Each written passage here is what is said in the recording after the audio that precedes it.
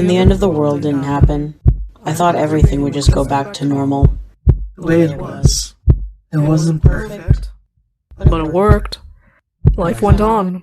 Until it didn't. What comes next, though? Doesn't end with death. Come along. What's the worst that could happen? Pantsless Tables presents Afterdeath. A dark tale of the horrors and traumas of dying, and what happens if there's no afterlife to go to. Alternate Tuesdays, starting May 12th at 8 p.m. IST. Hello, and welcome back to Afterdeath. A happy, cheery, lovely, fun time, and everybody is having just a lovely time, aren't we, everybody? Nightmare may have been playing mind games with us before we started. It's not mind games plural, it's singular. One big mind game. Hi everybody, I'm Ben Newbon, and this is Pantsless Tables with our wonderful cast for Afterdeath. Why don't we go through quickly, and you guys can introduce yourselves and your characters, and then I'm going to give a little bit of a behind the scenes peek at the behind the curtain kind of thing, and then we'll get into the game. So let's start with Rose. Who are you and who are you playing? Well, hi, I am Rose Blossom, or Rose for short. I use any pronouns, and I'm playing Blake Edwards, who uses they, he pronouns. And things are going wonderfully for him. I don't know what you're talking about. What happened to Blake at the end of the last session? Oh, right. I rescind my statement on everything going well for them. I mean, it might be a good thing that's happened to them. They're in their nightmare, but it could maybe worse. We'll see. Sure. Steve, why don't you say hi, tell us who you are and who you're playing?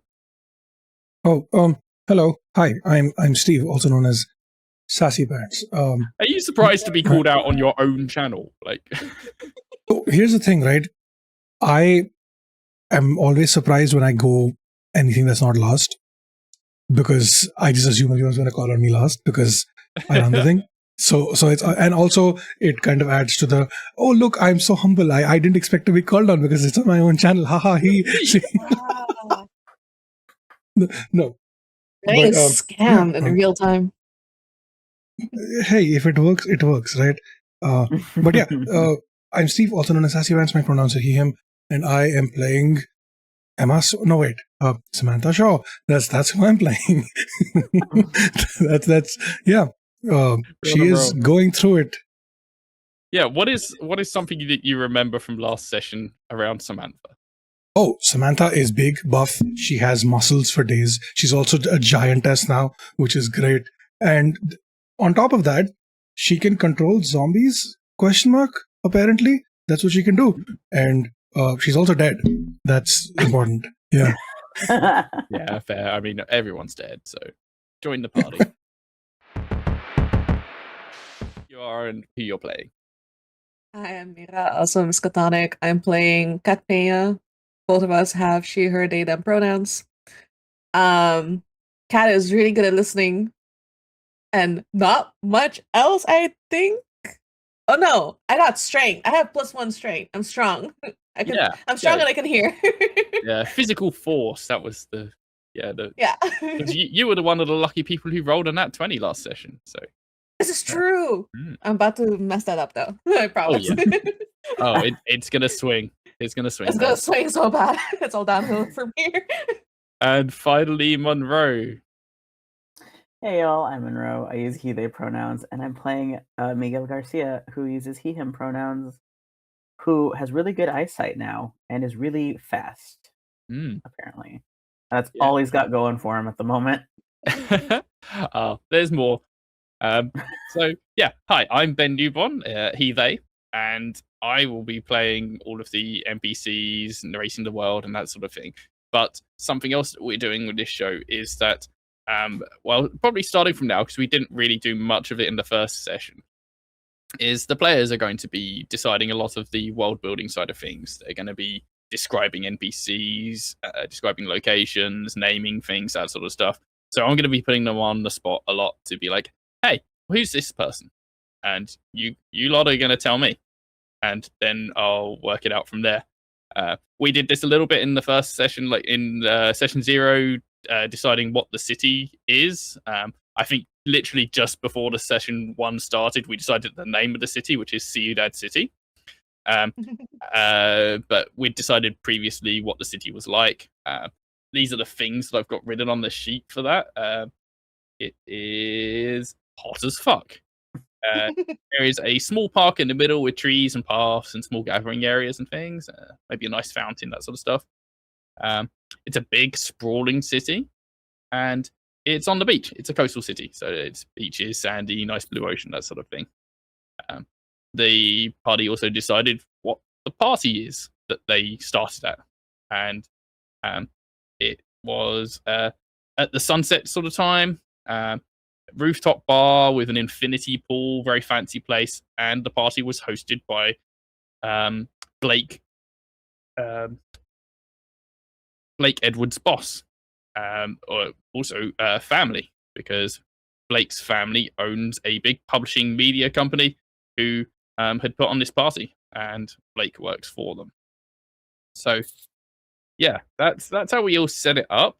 The game itself, very simple. It's based on my Critcore system, which I devised for Overgrown and Cybertopia, if you know my works from previously. And it's so simple. It's just everyone rolls 1d20. Whatever you're doing, it's always just 1d20. And the higher the number you roll, the better the thing you're trying to do.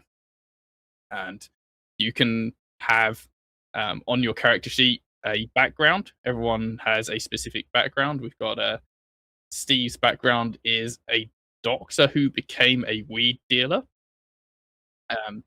Rose's background is acting ordinary, just blending in, being a normal corporate dude sort. Mira's is that her character is a horror artist, and Monroe's is that they are a very successful, attractive poet/writer. So whenever anyone does an action that could incorporate their background, they get to add +3 to the roll, and they get to, as they play the game, develop things that will add further modifiers to their rolls. For instance, Mira said Kat had developed the physical force modifier, so they get a +1 anytime they do something physical forcey. Like in the first episode, they pushed Samantha and was it Blake? Yeah, Samantha and Blake, I think, pushed off the big pile of zombies and got to add +1 to that push. There are more things that I have secretly added to their sheets that they don't know about. And as they do things whilst we play, those things will be revealed. And so there was a couple of those that happened in the first session where, what was it? The Rose's character, Blake, has psychic abilities. And so they have +2 psychic, which they weren't rolled. They weren't developed by rolling that 20s. That just was something that is already on their sheets. I've got more things on their sheets that they will discover if they do the specific things that would unlock those sorts of activities. Yeah, like I said, some of them have been already revealed. More of them will come. And every time they roll a nat 20, they will develop more of these sorts of things. And it will always be things that are related to the roles they do. So, for instance, last session, Steve rolled a nat 20 when he jumped into a pile of zombies. And that gave him this... I don't know how you do... It's some sort of link. Gave him a link to the zombies, and he was able to activate them and send them off to defend him, basically. So, yeah, there'll be more stuff like that. There's also natural ones, which we experienced right at the end of the session where, Blake rolled a nat 1, trying to kind of detect whether the people they were talking to were being like genuine and honest. And when you roll a nat 1, you develop a trauma, which is It'll be like a psychological effect. It will act like an ongoing -1 penalty. And every time you try and do something that will be related to that trauma, you'll incur that penalty. If you roll successes against that penalty 3 times, that's how you get rid of it. Or if you roll a nat 20 once, it will get rid of it immediately and turn it into a benefit somehow. So the trauma that Blake incurred at the end of last session was paranoia. So they have -1 paranoia. And that will come into play every time they try and detect things about people, or if they're trying to tell whether someone's trustworthy, they're going to immediately, it's only a -1, so it's not going to be a huge amount of paranoia. It's just that niggling doubt in the back of your mind of like, is this real? Is this true? Am I okay? Is everyone okay? Are you trying to kill me? But yeah, -1. It's not huge. But if you get another nat 1 on that sort of roll, it will accumulate. So then it will go to a -2, -3. If you keep on rolling nat 1s, please don't roll lots of nat 1s. It's going to be very bad for you. I mean, I can't exactly control the dice, but sure. What's the worst that could happen? What is the worst that could happen? So yeah, we are going to pick back up with the game and go and see Blake. Because Blake, at the end of the last session, rolled that nat 1, immediately fell into their nightmare, which is isolation. Every character has their own specific nightmare, which we've got noted down on their sheets, and Blake's is isolation. So Blake kind of disappeared into this world of darkness with no one else around them, despite having been in the street around everyone else. Everyone else sees Blake just stand there. And what feels like to Blake minutes, maybe hours, days, just timeless space in this void, everyone else just sees, just for a moment, Blake just kind of go blank, just kind of stare into space just for a second, and then snaps back to. Blake, you're no longer in the dark isolation that you were before. You can't hear that voice that you heard momentarily in there of some sort of being or force that you couldn't see, but you could feel a presence telling you to go forth and calling you its champion. You're back in the world and you're in front of these 2 very scared looking civilians who are just staring at you, and everyone would have noticed, even if you couldn't see Blake at that moment because you were around the corner. I think Kat and Samantha were around the corner, weren't you? Miguel was with these 2 civilians and saw Blake just kind of dissociate for a second there. And Blake comes back to in front of these 2 people, trying to understand what they were feeling, how genuine they were being. And it's just a blur, it's a cloud.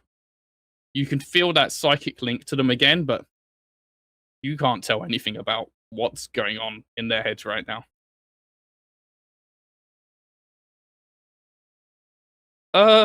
You okay? Hello? Yeah. What were you guys just saying? Yeah, the boss is going to want to see you. Then we'll get our meds. Okay, I'm going to talk to my group and we'll let you know our decision. All right. Well, we shouldn't hang around too long. There might be more around, you know? Yeah, it'll just be a little bit. And he gets up because he was crouching. And I guess he walks over to where everyone else is. Does Miguel join, or is Miguel going to stay with the civilians?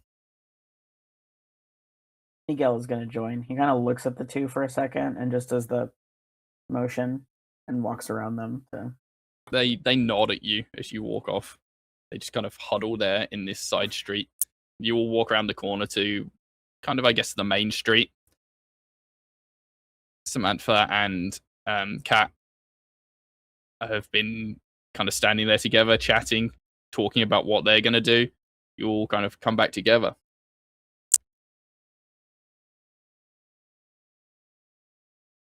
What do we So are we want to doing this? do?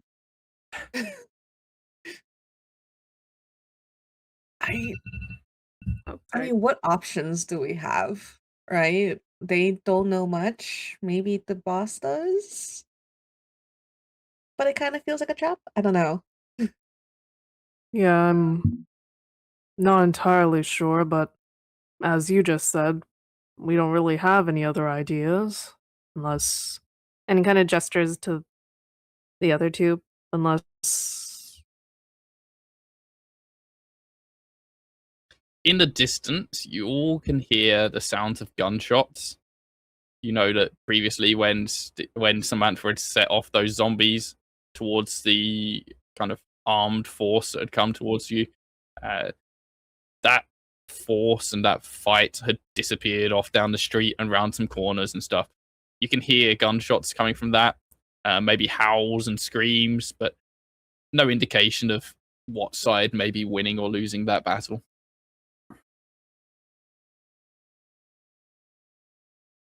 Okay, so What you know if- how in those old movies, people with power show up in a desolated world and they go to the leader and they immediately get stuck in a fighting pit because that's the only thing that they're good for because of the leader and they have no choice but to do that. That's where I see this going. So, but I don't think we have another choice. So sure, fuck it, why not? Well, so they want to take us there, right? How about not that we split up per se, we're all gonna go, but maybe not all of us present ourselves to the leader, if that makes sense. I mean, and they kind of look at Samantha. I don't know if you can hide, but you know, if something, like shit hits the fan, you could be like a good fallback. Yeah, I can do that. Does anyone else want to go hiding? Who wants to who wants to meet the potential leader that might experiment on us because we all died and then came back? I'll go. Alright. I not to presume anything about either of you, any of you, but I do have experience with socializing and talking, so I do believe I'm That's fair. a good fit. That's fair. Yeah, well, I'll go with you because it was also my idea, so we can go meet the scary, potential, weird, maybe. Would it be a cult? Is this a cult? Are we walking into a cult? Well, so Probably. who is not going to meet them then? It sounds like you've all just said, we'll all go. Kind of, Well, yeah. so the idea what I'm trying to get at, so we will all go, but maybe Samantha and Like- Monroe. What's your kid? Miguel. Miguel. Miguel. Samantha and Miguel stay on the sides, Oh, I maybe see what you're find a saying. different way in. That's not, directly going into the Viper Pit with us. Yeah. The issue is we don't know where we're going. So who knows if Yeah. we even can hide given gestures to Samantha. True. Also, we don't know Yeah. if these humans will. They seem really afraid of the boss. They might just tell the boss that we're hiding or that there's more of us. Mm. I don't think I can scare them more of us than they are already scared of the boss. Okay, you know what? Fuck We're it, gonna. I guess we're all going. Yeah. I mean- guess. I do have an idea for that. Hmm? I could try sensing if there's anyone else around us whenever we get to the area we're supposed to be going.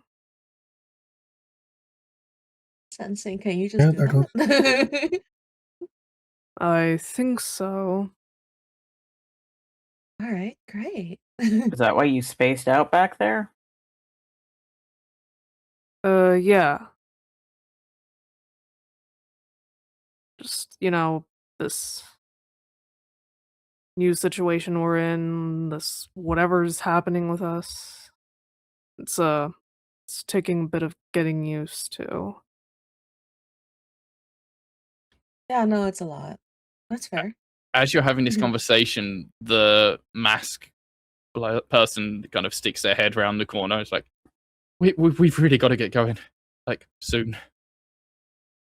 Right. Yeah, we're going. Where are we going? Let's have the first the first world building thing then.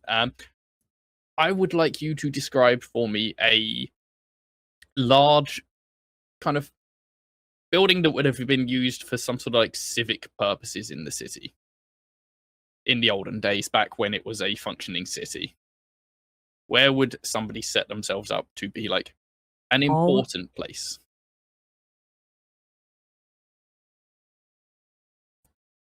I Does a didn't hear mall what. count as important? A mall could work. Yeah, we could go with a mall. Yeah. The mall's also very big. Yeah, that's true. Maybe like a section of a mall.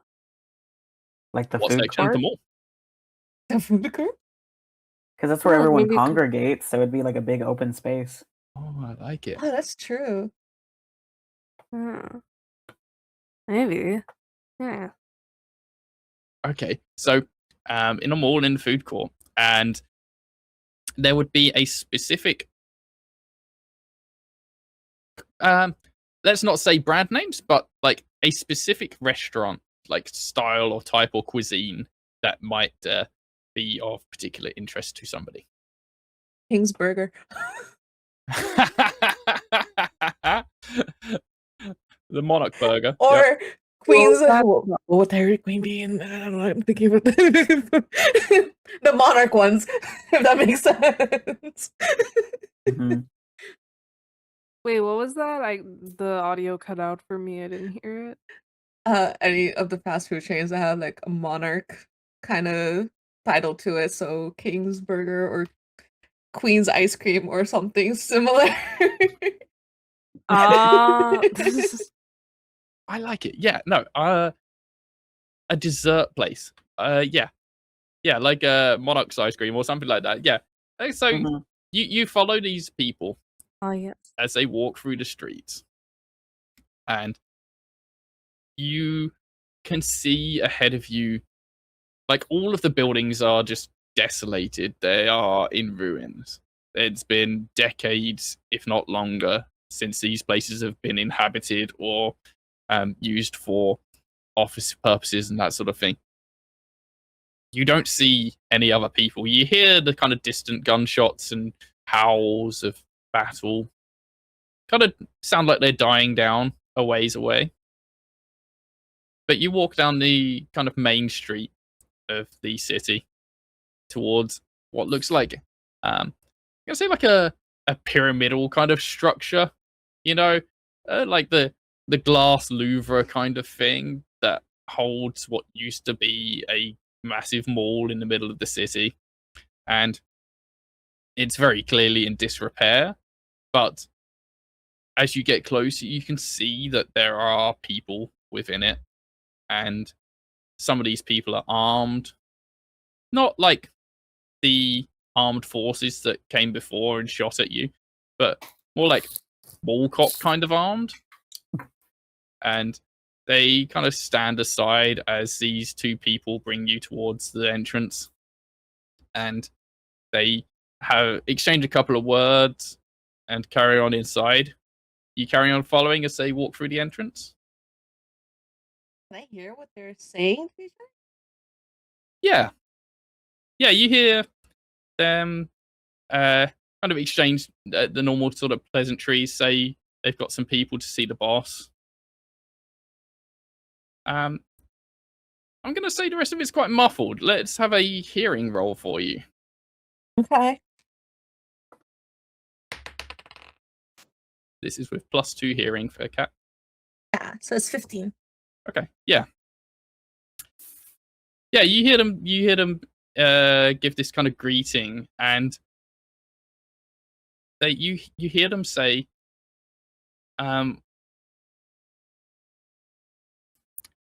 Someone give me a gender-neutral name beginning with P. Gender neutral name with a First come, first serve, folks.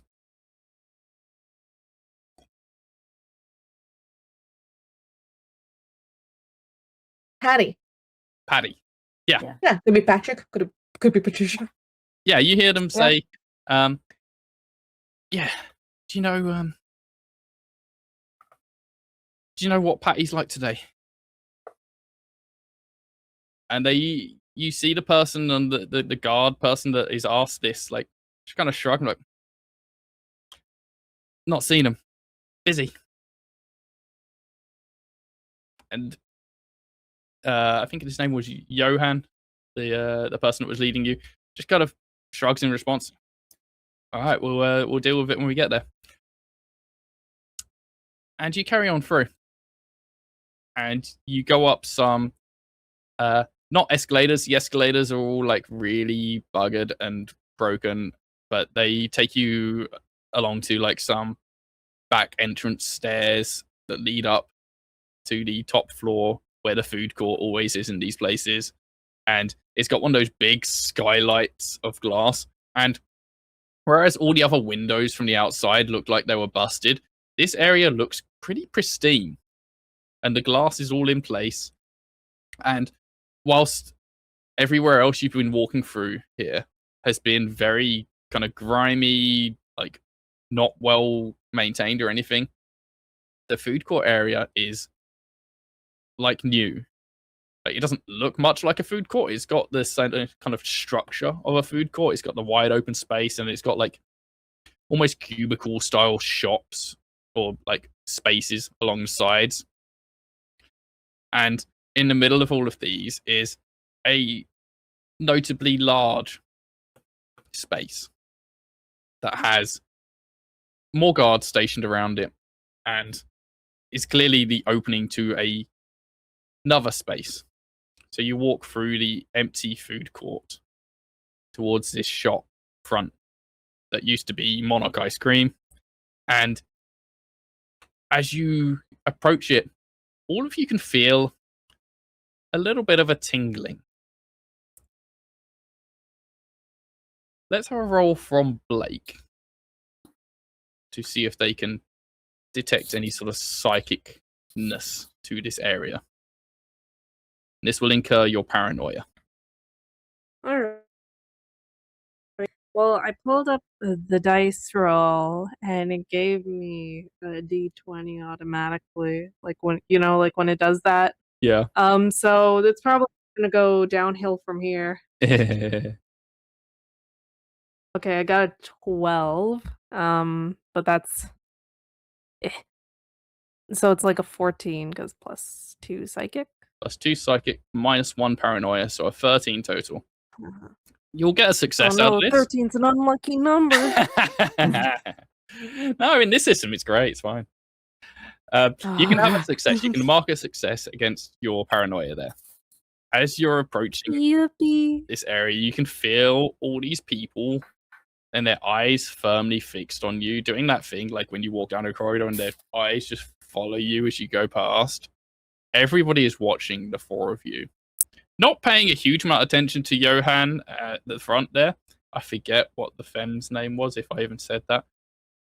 But yeah, the only time anyone interacts with them is if like they specifically approach them to ask them a question or something. But you get led towards Monarch Ice Creams, and as you go in, you specifically, Blake, can feel a change in the air. Like, something is different about this space you've just walked into. The air feels lighter. The lights seem brighter. It's like walking into a walk-in chiller. It's not like freezing cold. You're not going to turn to ice or anything, but like the four of you walk in and you feel lighter. And somebody opens a big door at the back of this place, like one of those big steel walk-in freezer doors. at the back. And Johan kind of waves you in. They're just in there. Not to interrupt you, but you completely cut out. I didn't hear anything past, I think, No. chill room or something. Sorry, yeah, you cut out a bit there again. What was the last thing you heard? I think a chill room. Okay, so yeah, you walked Like a chill into room. Monarch Ice Screams, and it felt a lot lighter, a lot brighter.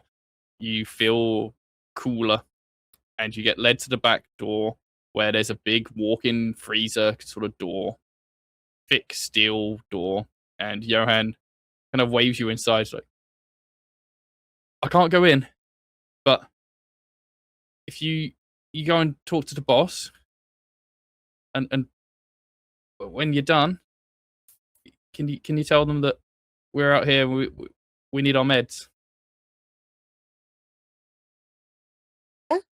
Sure. They don't give it to you now? You have to wait till we're back. Can't go in there. Okay. Sure. We'll bring it back. I'll just be here. And so kind of slinks off to the side of the room and like motions you into the chiller. And if you follow the instructions, you go inside, and again, this space feels weird and is very unexpected. You walk into what looks like it's going to be just a big freezer, and you walk in and it's a huge space. Like the sort of almost an amphitheater kind of space here. You walk in and there's a like sloped stairs sloping downwards, and at the bottom of it, like a circular space that has a small woman at a desk or a table or something. Doesn't really react in any way to you walking into this room. What do you all do as you enter?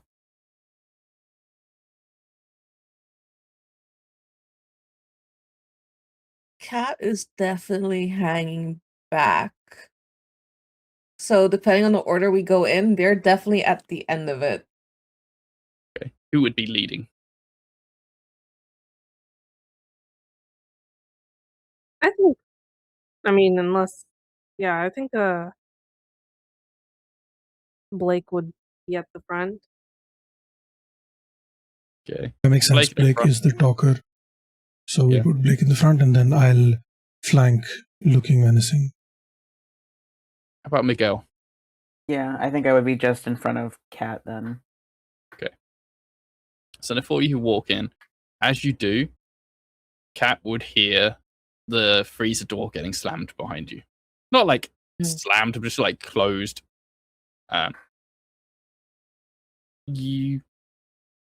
Does Blake descend the stairs and go towards the woman in the center?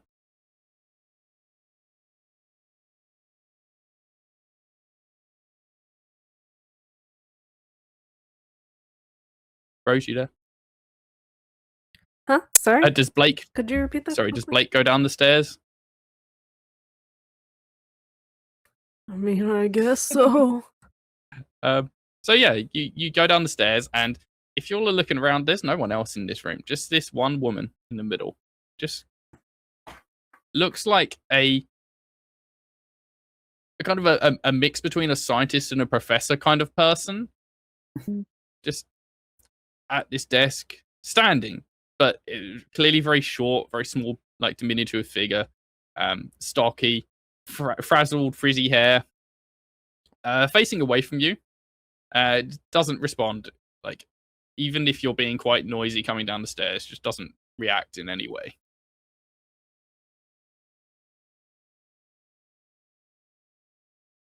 Looks like they're reading something or writing something.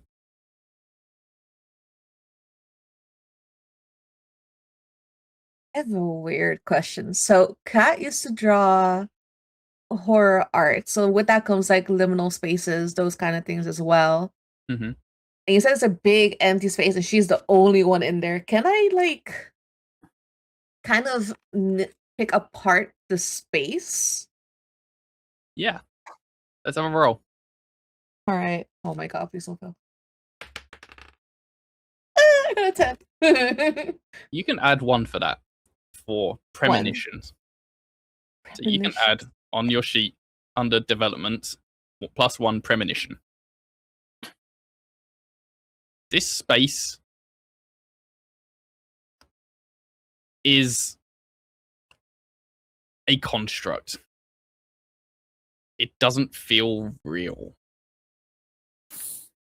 It shouldn't have fitted in that space that you walked into there, in that doorway.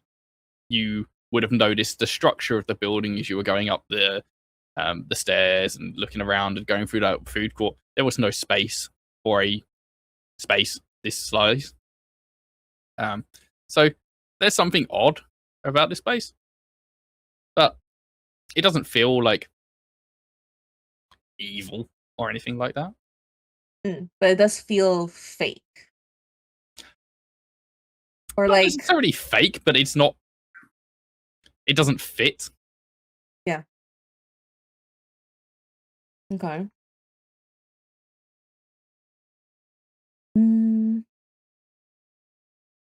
What are the rest of you doing and thinking as you descend these stairs? And do you come round to face the woman, or what do you do?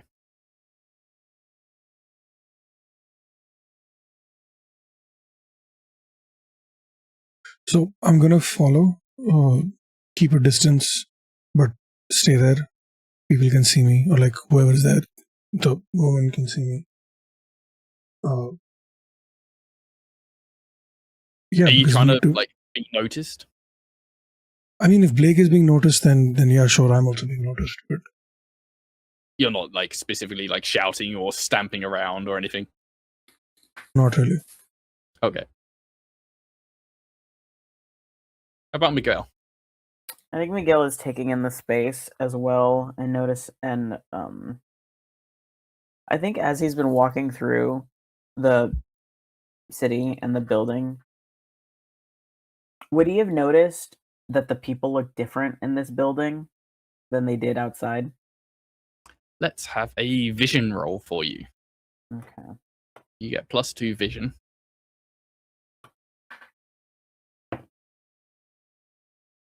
Uh, 16. Nice. Okay. The people that you saw outside, like Johan and his partner, they were quite grubby.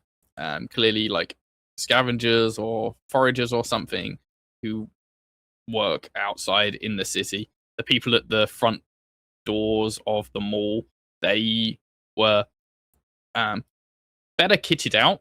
They're less scraggly clothes, but still a little bit grubby. The people inside, as you've gotten closer and closer to this room, get cleaner and cleaner and nicer presented. So clearly, as you approach this particular space, there is an increasing kind of hierarchy to the personnel. Does it feel like the cold climate is contributing to their nicer appearance? There does seem to be some sort of correlation there between as it gets cooler and cleaner and like brighter. Like, Okay. it I just is, want to confirm really quick. Is it cooler like just an AC is on, or is it cooler like it's freezing? Oh, not like it's freezing. No, not that cold. So Blake, you'll come round and you stand in front of this table, and this woman doesn't even look up. You're standing like right in front of her. She's acknowledged you in no way whatsoever. So Blake would say, hello, we have been led to believe that you are the leader here and have come to speak with you. She's still looking down, and she's got one hand on the table, and she lifts her other hand up and just kind of like puts a finger up towards you and continues doing what she's doing. I think Miguel scoffs. What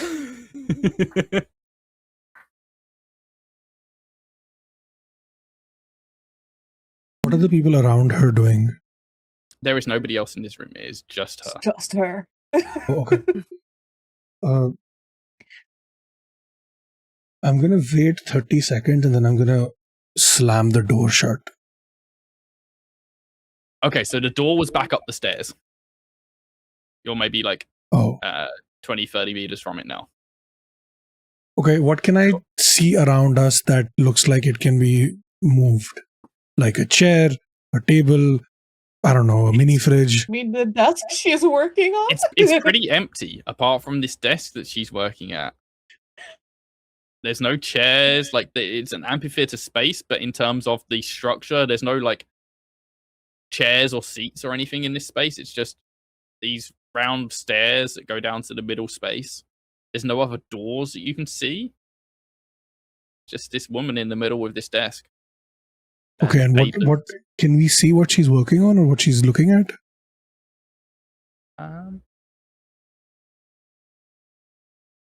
Kat, let's have you have a roll, and I will let you include your horror artist background on this. I'm in the back of the group. You sure? Me? Yep. Oh, crap. Okay. Background gives me +3. No? Oh, fuck. 18. Right, okay. That was a different response there. Yeah, no, because I saw a 1 and I was like, oh, there's a 5 too. Okay. Yeah. The four of you kind of stand before this lady in this desk, almost kind of bemused that she's just all but ignoring you, despite there being nothing else in this room and nobody else. And you can see on the desk there are these scattered papers that have writing, maybe drawings. It's incomprehensible to all of you, except Kat. You look at it and you feel like it makes sense. You don't understand it. You can't read it or like make out what these, if they're drawings or words or something, but there's like a pattern to them. And it feels like, I don't know, like sigils or runes, or there's something almost mystical about what is on these pages. And then you realize that they seem to be written in blood or drawn, whatever the markings are. It's not using ink, it's blood. She's doing this in front of us. Like, she's drawing them in front of us and it's in blood. Yeah, you can't. She doesn't seem to have an implement of any kind. There's no like pen or pencil or anything, and she doesn't seem to be like, she's not obviously bleeding, but like she moves her hands over a page and then there's a new marking that wasn't there before.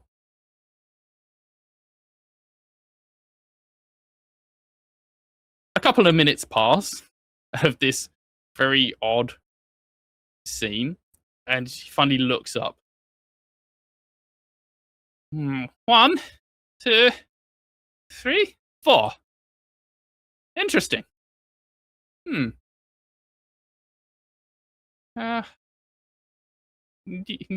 are you?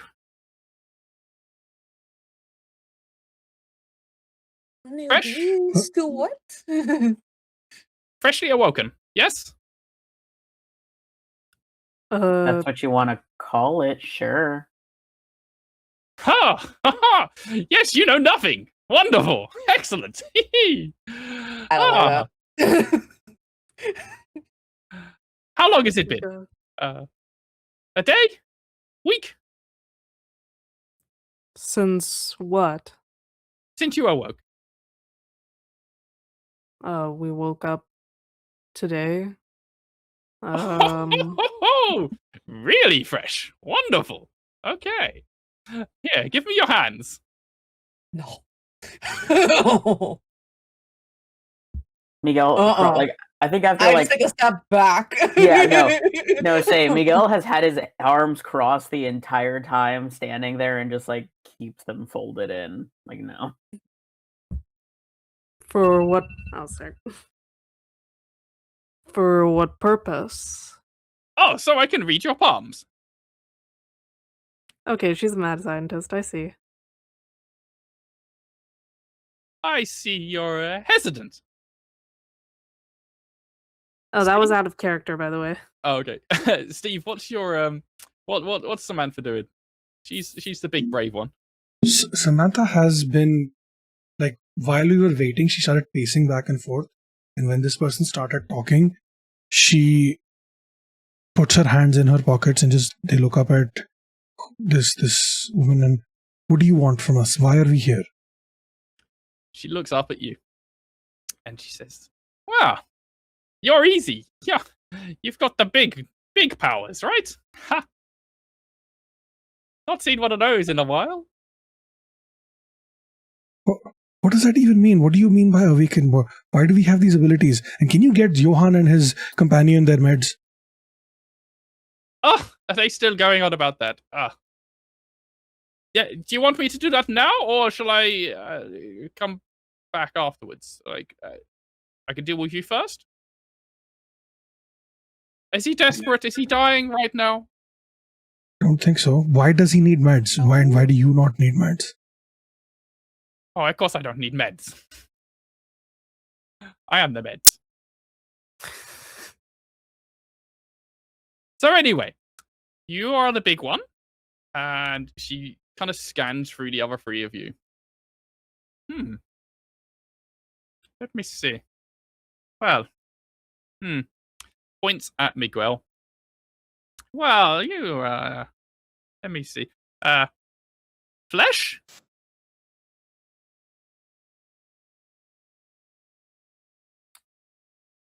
No? Oh, that's fine. Maybe you still need to work this all out yourselves.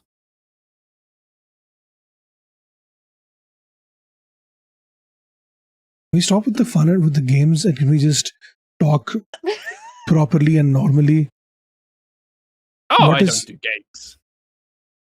Kind of feels like games. Reading hands and withholding meds and pretending that you're busy doing the thing when we're standing here in front of you. Again with the meds. Look, I'll look. Wait here one moment. I will go and do the meds. Fine. Get this out of the way. Johan, do a demotion. Can we demote further than scavenger? And you see this woman go up the stairs, go to the door, and she beckons. And then you see Johan and his partner step in through the door and kind of bow their heads. And she grabs them by the hands. And you can see...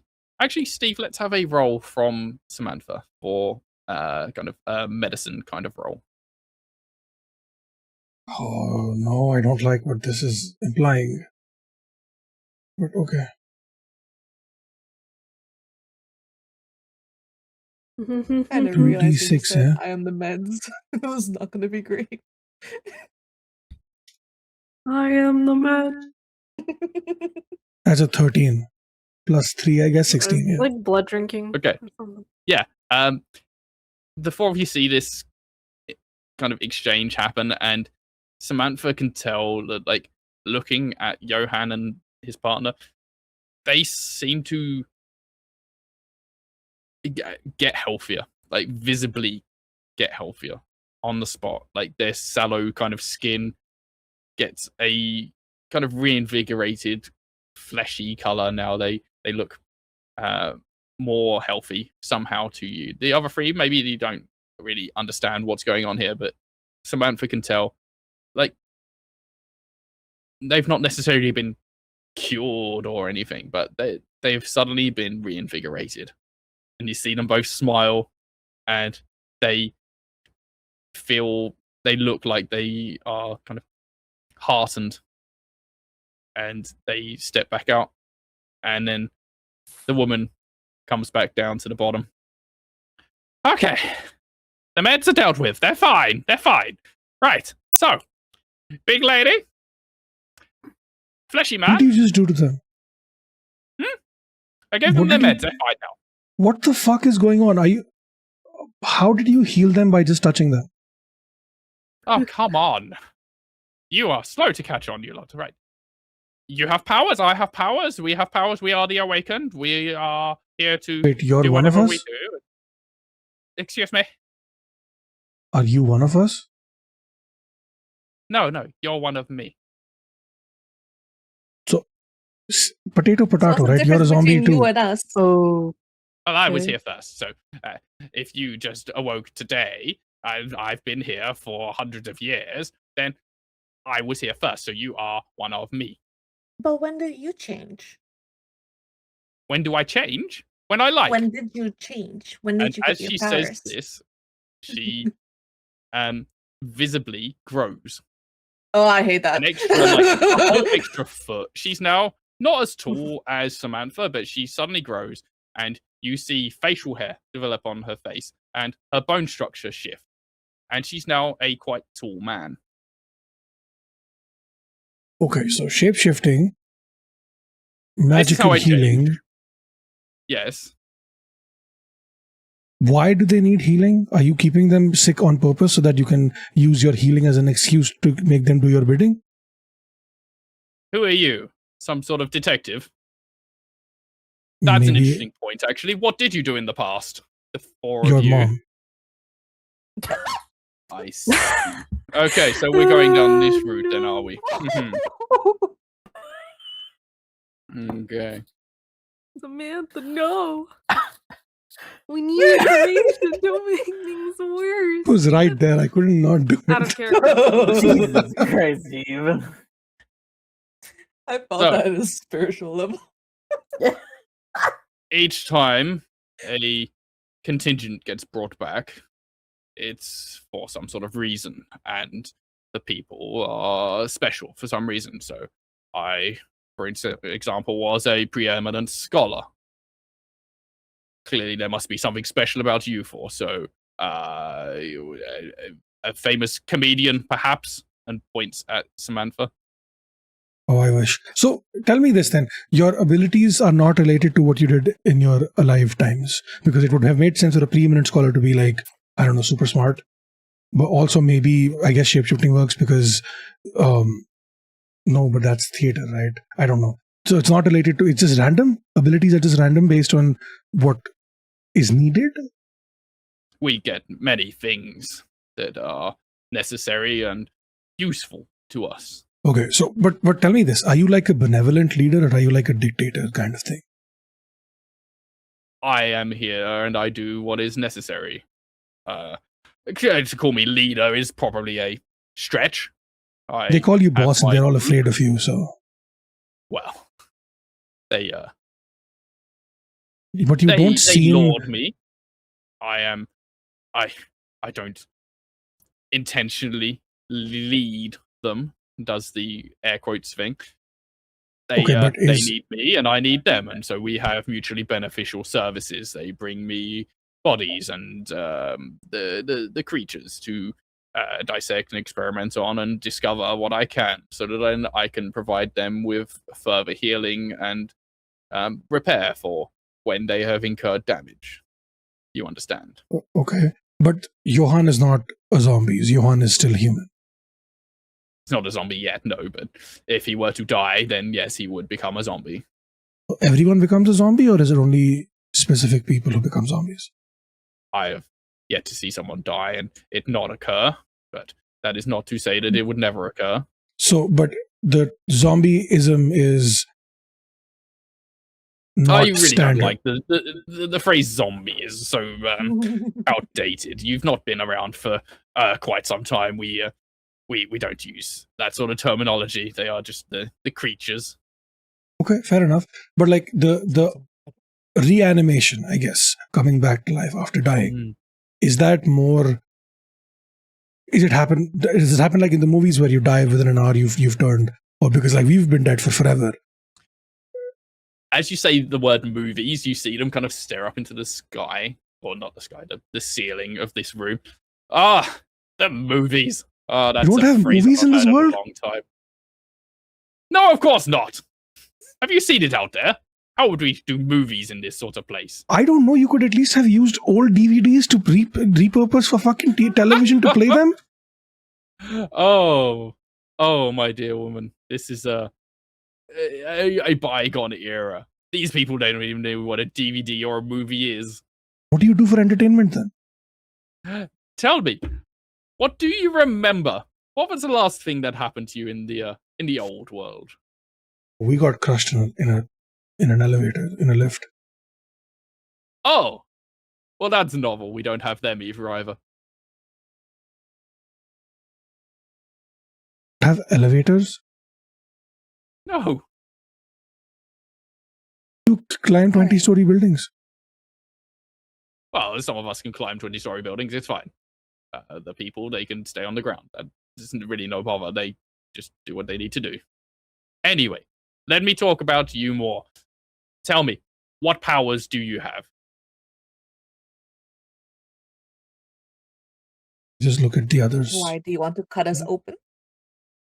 No, I couldn't cut you open if I tried anyway. It's fine. I would like to take your hands. I promise you I will do nothing untoward you. You are fresh, so it would probably be of more detriment to me than anything. Why? Oh, have you not noticed how strong you are right now? The fresh ones tend to have heightened senses, heightened powers. It takes a little while for it to cook, as you might say.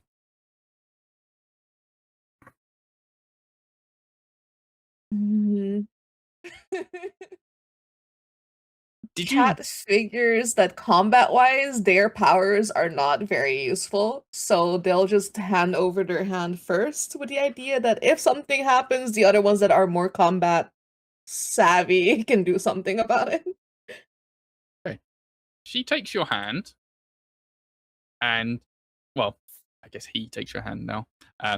Takes your hand, and just holds it, kind of sandwiched between his hands, looks into your eyes, does this, and you can feel the blood pulsing in your hand and going down your arm and kind of circulating within your fingertips. You can feel this really vividly. Blood. Pull my hand back. Right. This makes sense. Yes. Well, no, that's all your own. You can hold on to that. That's fine. Put +2 blood on your developments. It's 2 blood, okay. Okay. So we have blood. Tall lady. Look, I could just look at you and assume bone. Steve, you can put +2 bone on Samantha's sheet. +2 bone? Yep. +2 bone. That is incredible. I will have to roll +2 to my boning. He points over to Miguel. Well, pretty boy. You must be flesh.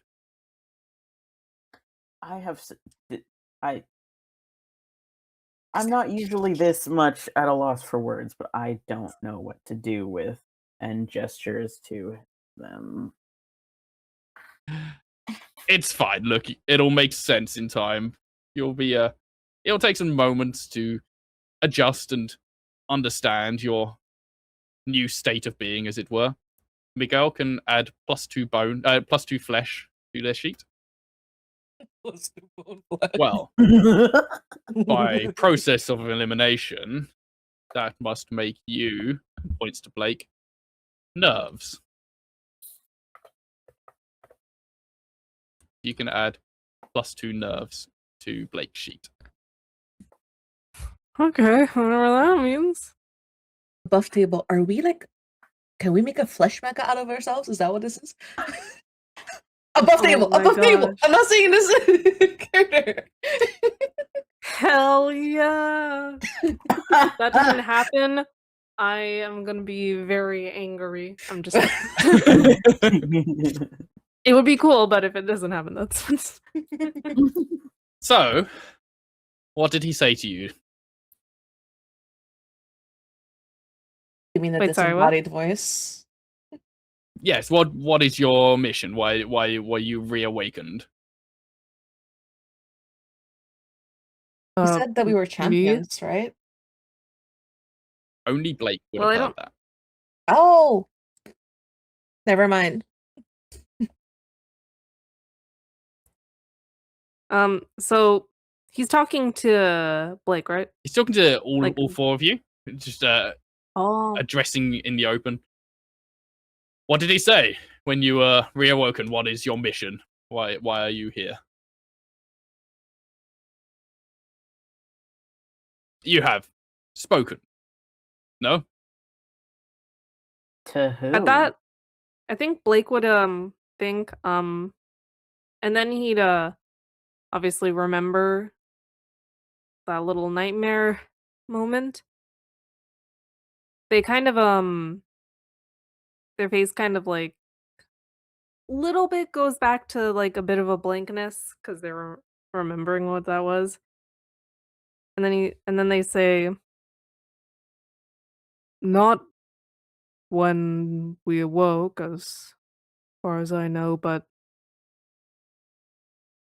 I did hear something at one point.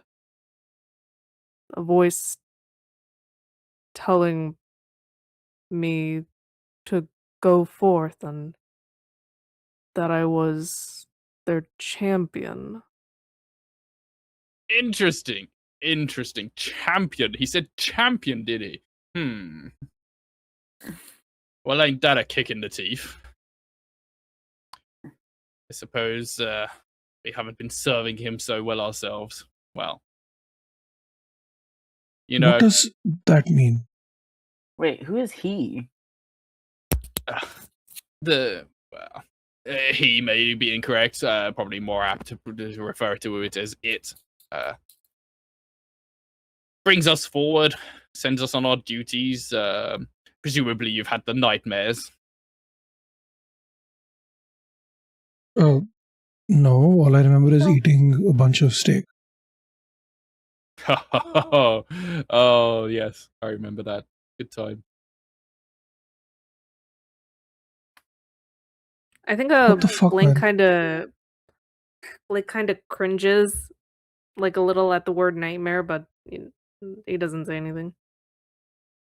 Yes, you know what I'm talking about. It's all right. It's just par for the course. You know, you go through them, you understand them, you get a hold of them yourself, and then you can use them and develop further. It'll come in time. You'll understand. You'll learn. You'll grow. It all happens to all of us. So you're the champions. What of really? Are you here to destroy me or the others? Are you here to take over? Dude, we just woke up and got shot at. Well, this all raises more questions than it answers, really, doesn't it? What was your I still have goal? so many questions from before. Please ask your questions. I love questions. Obviously, you love dodging them too. So if you were the first, then who do you answer to? Oh, I don't know if I was the first, but I perhaps am the oldest. I don't know about the others, but yeah. So yeah, well, maybe we were all at the same time. I'm not sure actually. Who do I answer to? I answer to me now. The nightmares no longer hold over me, but I am here to discover and to let's say repair the world. I will learn of the cause and try to understand what is going on here and heal the population, shall we say. So the entire world is like this. As far as I'm aware, I can't claim to have traversed the entire globe.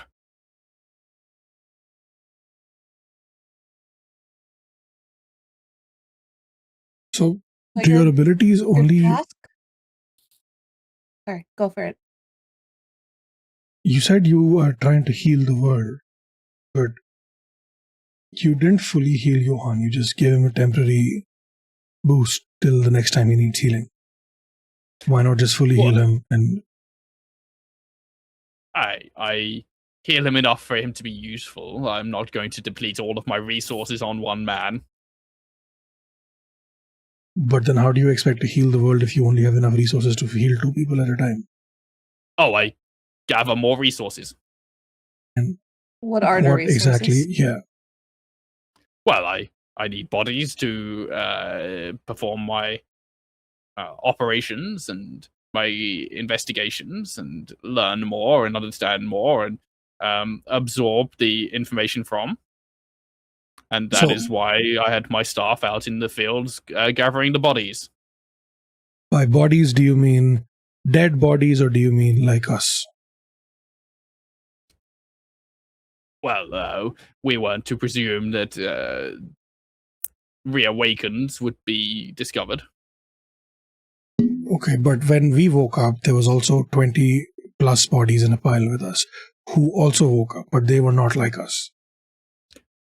Yes, well, perhaps the disruption of your awakening got them activated a bit sooner than they normally would. You know, we usually have a good half an hour or so after they've been slain before they come back. But okay, but why did we take so long then? If you're saying it's within half an hour. Well, who's to say how many times you have come and gone before fully reawakening? What? Take that I prospect. don't like that. I don't like that. Wait, okay, so let me get this straight. When people die, they sometimes come back as undead but not sentient, and some other times they come back as undead but sentient. That's a layperson's way of explaining it, but that if that's what works for you, sure. But how do you know? Okay, but the dead that were in the cart or wherever with us, were they humans who have been killed, or were they undead who had been killed and were coming back? Yes. Probably both. Okay. Alright. And the soldiers, are they human or what are they? Oh, there were soldiers. Oh, I see. Yes. Who else not was mine. shooting at us? Yes, the safety services, I suppose, came to help. It must have been quite a shock to Johan when you started moving early.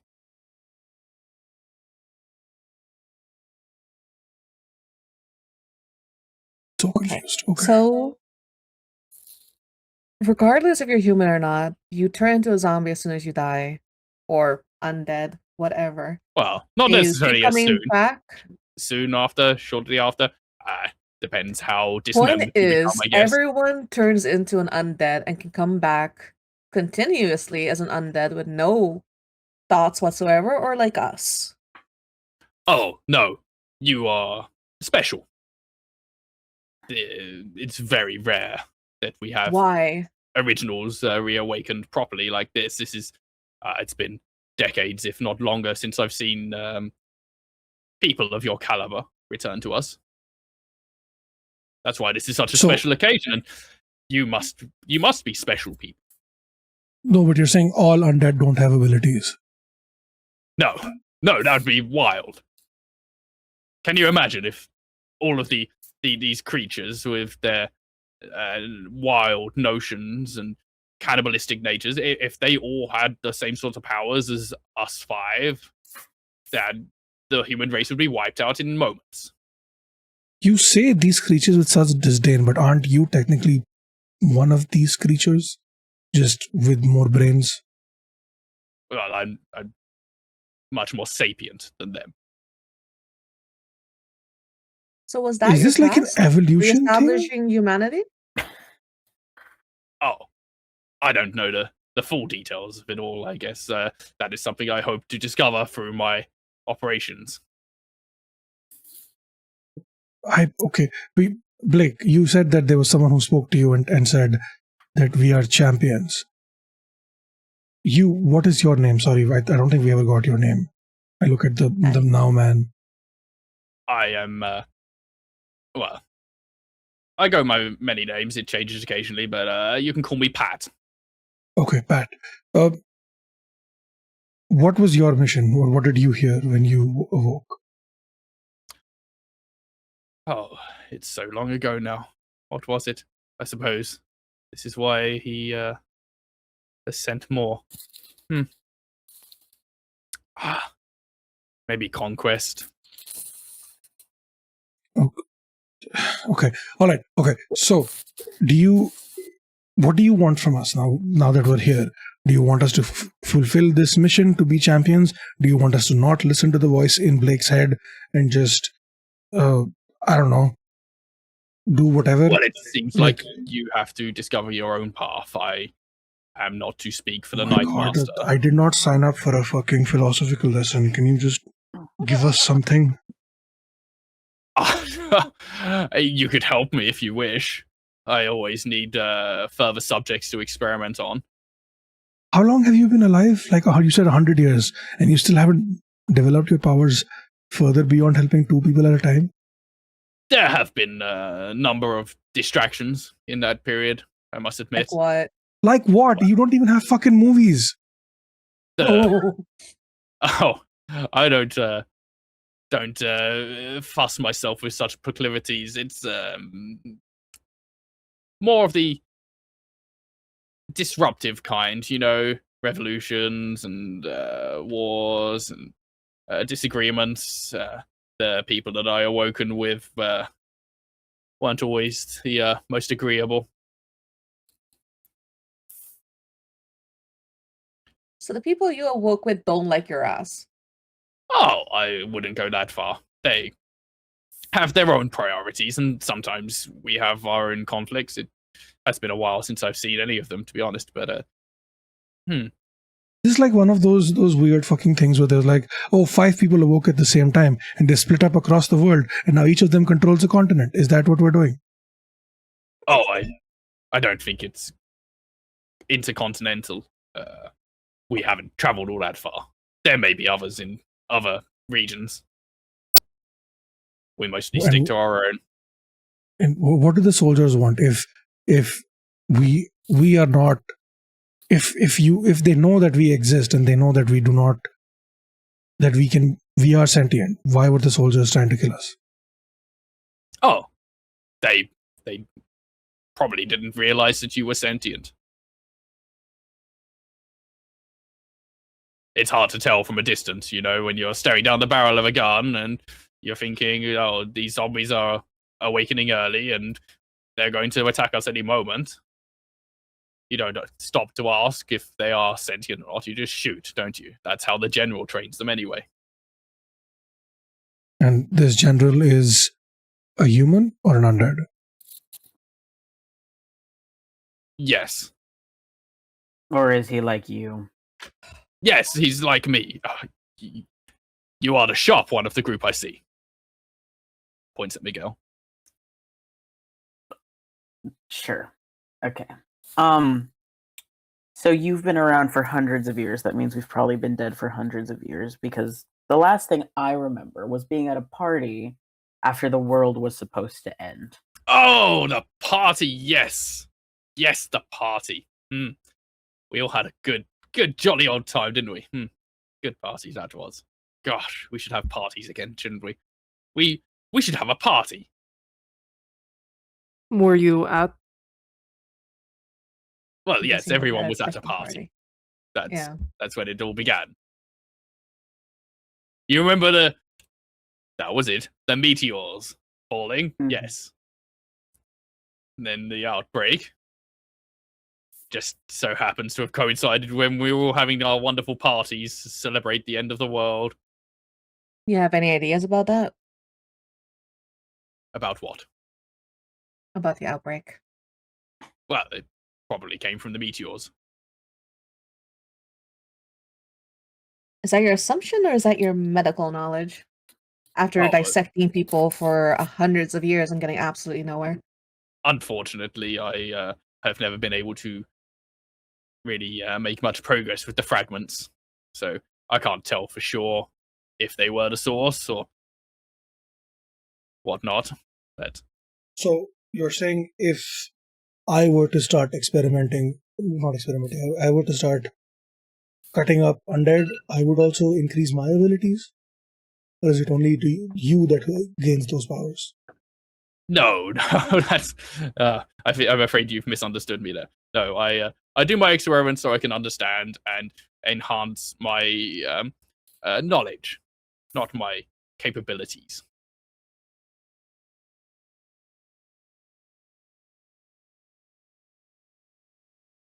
I have a weird question.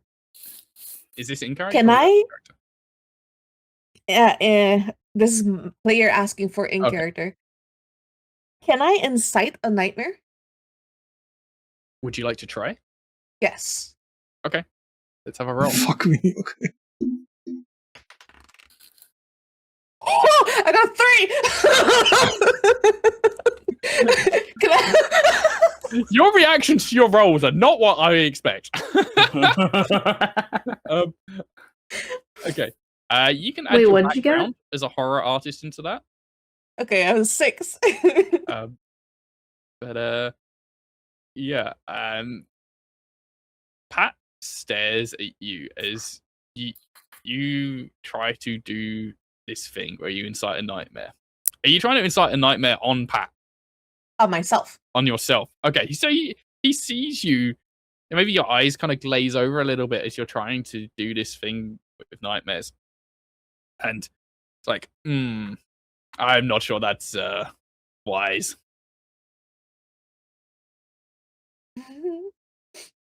I'm doing it. Even though you were clearly like not actually doing anything, somehow this person has sensed that you were trying to give yourself a nightmare there. Yeah. That's going to cause you some quite difficulty if you try and do that. You can, though, add yourself 9 nightmares. Okay. It's not enough to incite an actual nightmare. Mm-hmm. But you've gained some. I'm on my way. Look, if you want to help me, you can help me gather up some of the larger bodies that the general scavengers aren't capable of. It's always helpful to get some of the larger creatures. Wait, so the general is working with you. It's not like different factions opposing each other. Oh no, the general has his own thing going on. I don't hope to understand what he's up to. But yes, no, there are other creatures out there. It's not all your normal humanoid types, you understand.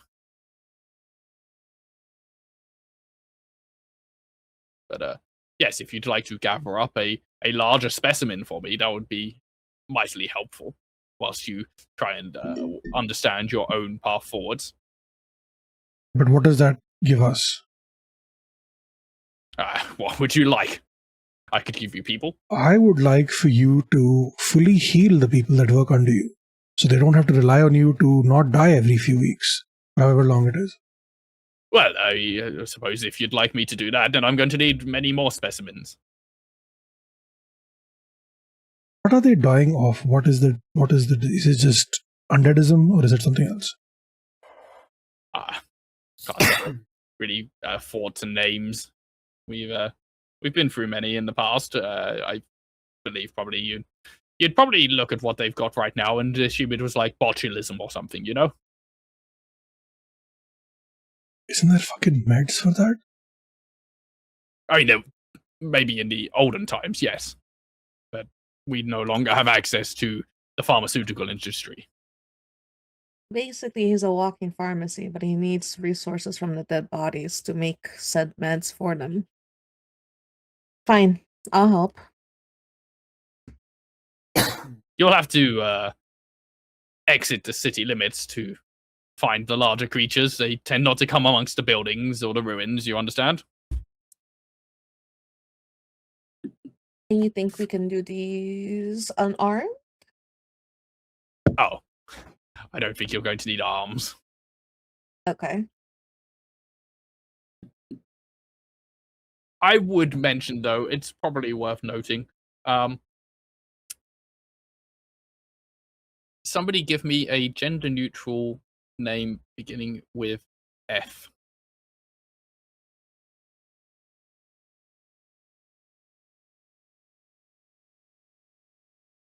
Francis. Yes, Francis. Yeah, you may run into Francis out there. They are an interesting one, Francis. Yeah, just Francis being one of the friends that woke up with you. yes, they're somewhat protective of the specimens. You may want to steer a clear path.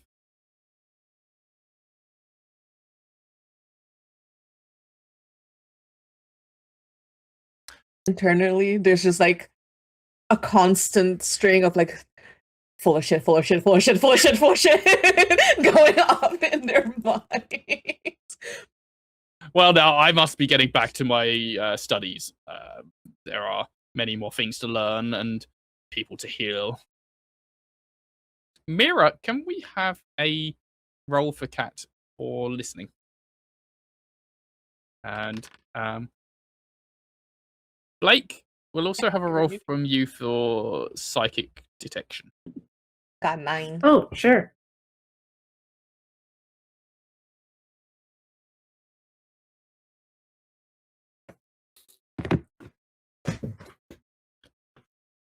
I got a 1. Oh, not again. Oh, this is a bad moment for that. Right. Cat hears a faint heartbeat that isn't coming from anybody in this room.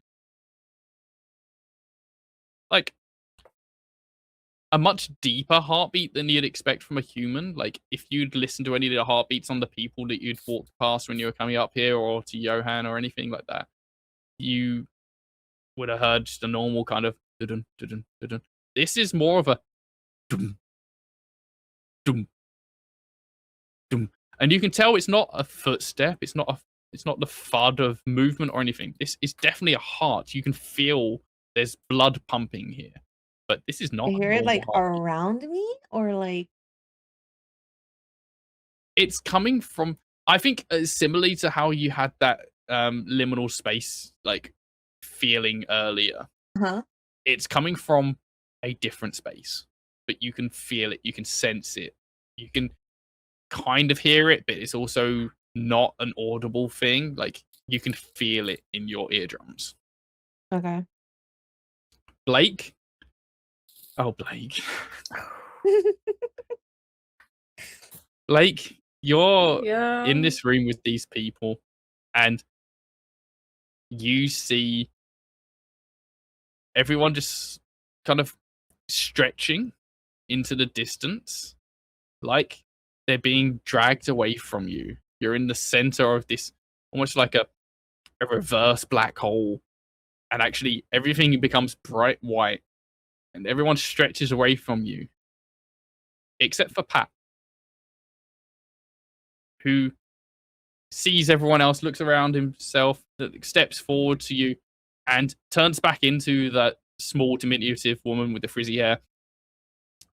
Well, dear, looks like you're in a nightmare world again.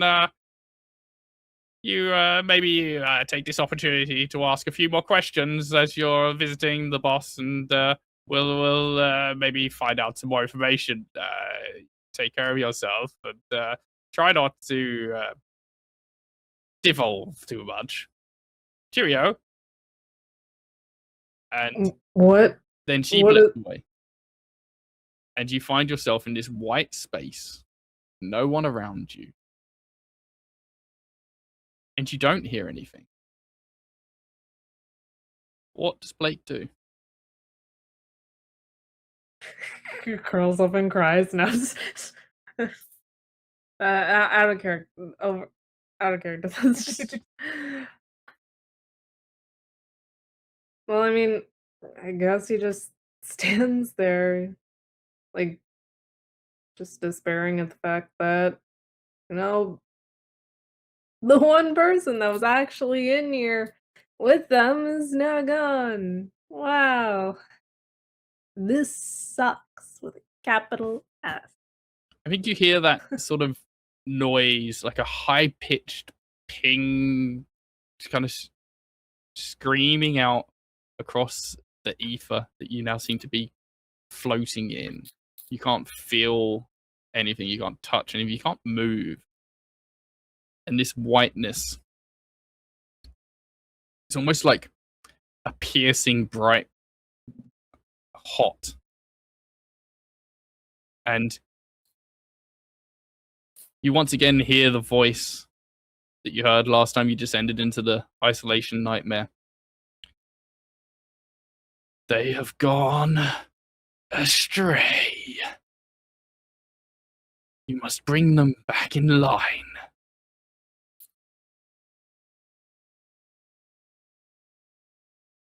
Blake, this is your time to shine.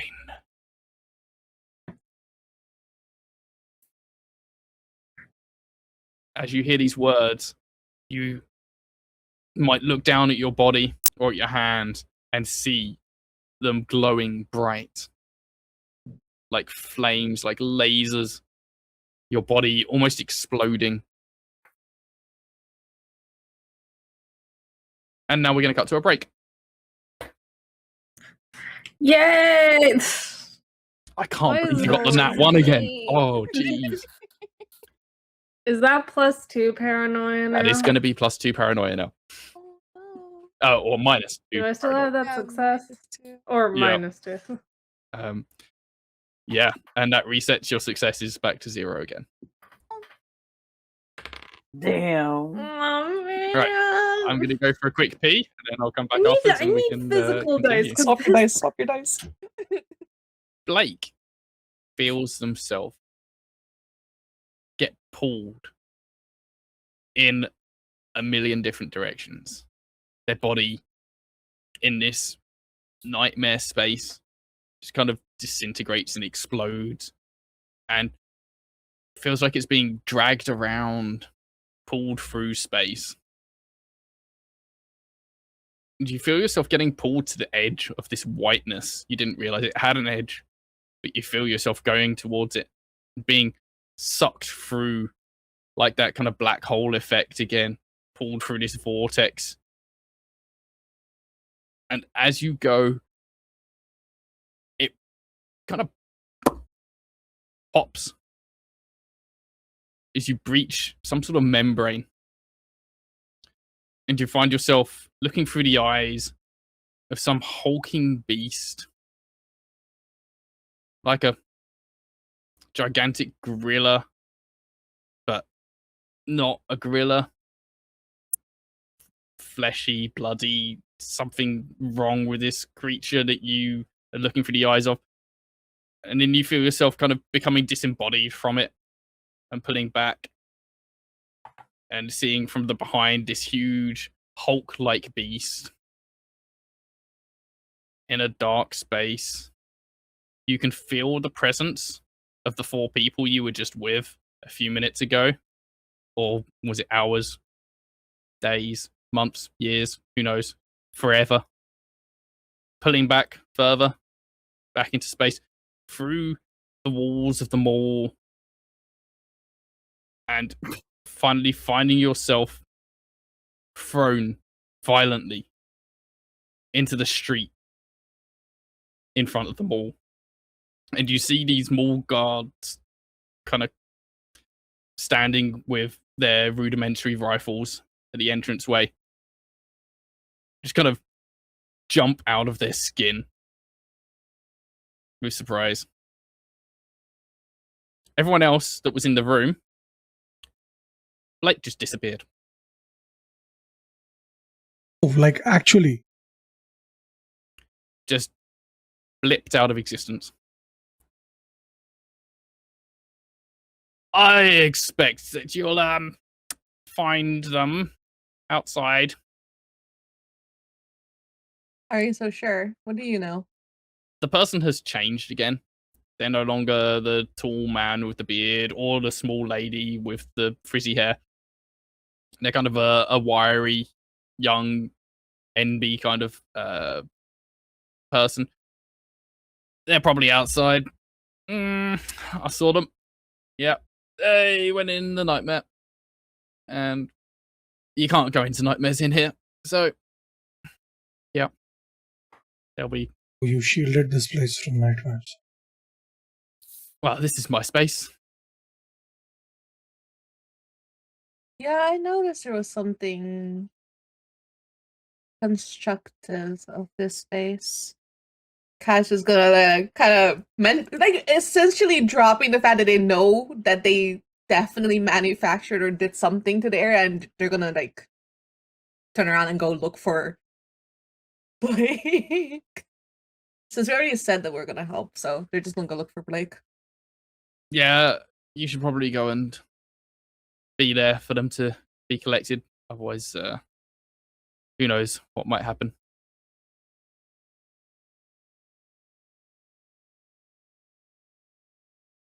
Go on then. Okay. So, I'm leaving. no, wait. So we're gonna go get Blake and then come back, or are we just leaving to do your bidding? Look, you got any more questions? Your friend's gonna be waiting outside. They're gonna be confused as fuck, and they're gonna want to tear some shit up if you're not there to help them. Okay, yeah, fair. How do I get healing abilities? It seems really fucking weird that as a former doctor, I cannot heal people. You were a doctor? You were a doctor. Ah! Yes, that makes sense. Among other things, yes. Among other things. Wonderful. Excellent. So, you are a doctor. Maybe you will get healing powers. Who knows? Maybe that's one of your hidden talents that hasn't appeared yet. But that's wonderful to hear. So, you're a doctor, not a comedian. And obviously, you points to Miguel, some sort of famous supermodel or something. No, I was a writer, sort. A writer. Famous world bestseller, novelist. A poet. Well, that doesn't sound very successful. Oh! You know what? I'm gonna go get Blake and just... You should do that, yes. Yes, and with hyper speed, just leave, books it out of this fucking room because he's like, I don't need to keep being insulted. As you He do just this, hyper speed past me, and I was like, oh, fuck. let's have a roll for running. Roll for running. Oh, no. Would this And be... you can add flesh to this as well. Oh, and then I'm assuming athletics to it as well. Yes. Yes, that's a +3. Let's go. It's a 15. As you like set off to run, like your normal super speed that you've discovered you have, it is noticeably slower. Like almost like normal running in here. And as soon as you cross that threshold where the door is, then you zip. I think this makes a comment to himself. It's just like, I don't like that. Yeah. Mira, what does Cat do? Cat was just like walking, and then they kind of see like Miguel like jogging next to them. Like, huh, okay, he's a little like slower than normal, but they're just like walking also like towards the outside essentially. Okay, Steve, how about Samantha? I'm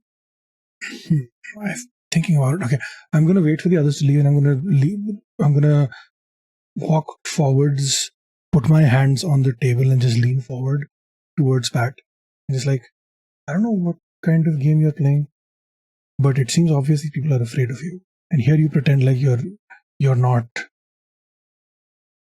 responsible for whatever scaredness they are in. This is Steve stuttering, not Samantha. She's doing a great job, okay? So, but I will figure it out. You're doing fine, sweetie. And if you are hurting these people, you and I are going to have words, and more than just words. And Is your hand on the desk? Yeah. Pat will go to put their hand on your hand. Do you allow it? Is this like similar to what they did to Miguel, or is this different? No, this is like they kind of clasped the hand when they grabbed Cat's hand. This is more placing their hand on top of yours. Just one of them. I will allow it. Can you roll for me some sort of willpower, constitution kind of thing? Oh, fuck. And this is going to be my first roll of the game. This is going to be a contested roll. Oh, shit. You've got buffs. You got buffs. Look at your buffs. Oh, it's a 20. Oh, fuck. A nat 20. Steve, is it a nat 20? Yes, it's a nat 20. Fuck. All right. Yeah. Well, I Let's get a go. +9. That's for the this. 300th nat 20 on the channel. Holy shit. Oh, Let's congrats. go. All right. +9. Here we go. I got 11 on the dice, which means a dirty 20. But that's not going to be your nat 20. Let's go, Samantha. Let's go. For +9 Iron on will. what the fuck was that? Steve, you feel this person trying to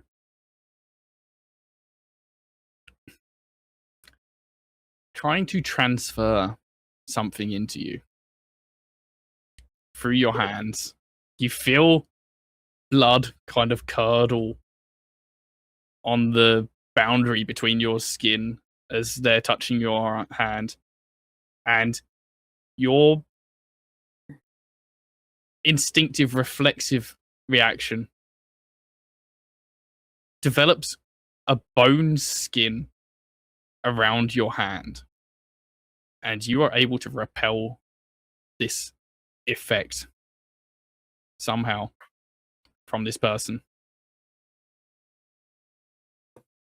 You can add a new development to your sheet.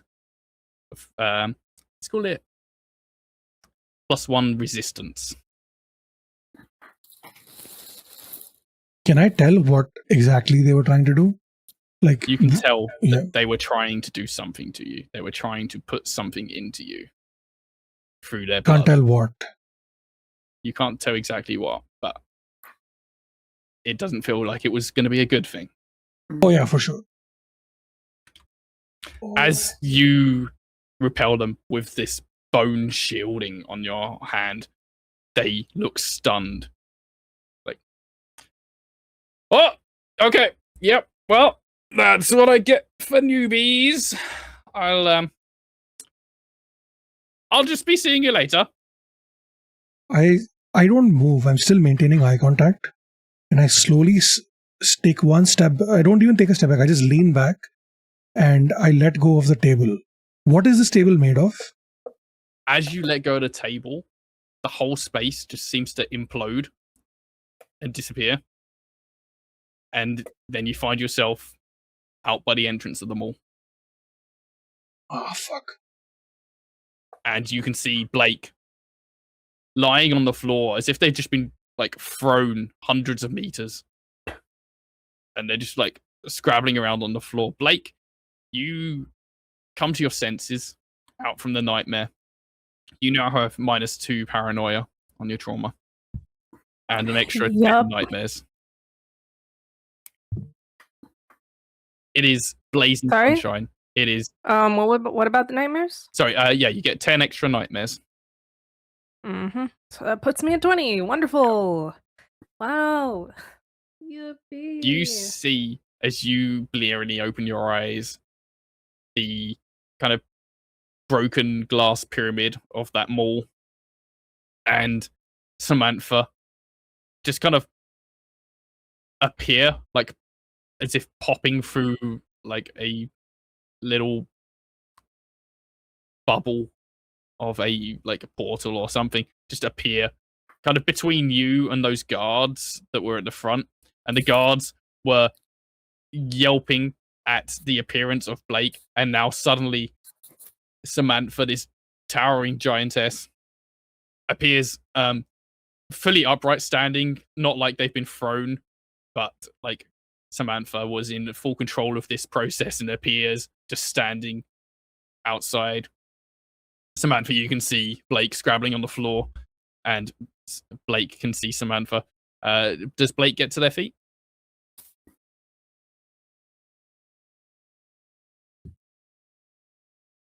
Are you okay?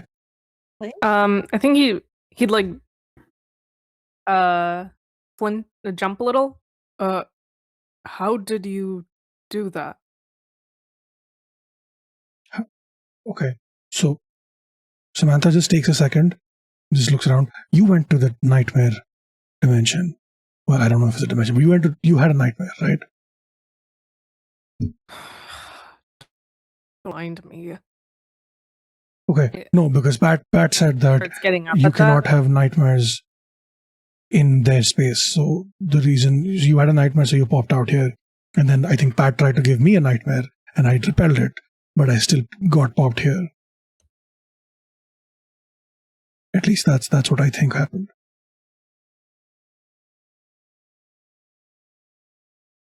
Are you okay? What happened in your nightmare?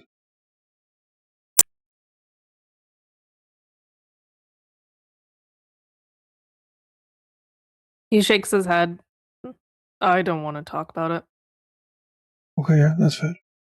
If you know what, I'm gonna try something. Can I try something? Is that you asking in character? Yeah. Oh, okay.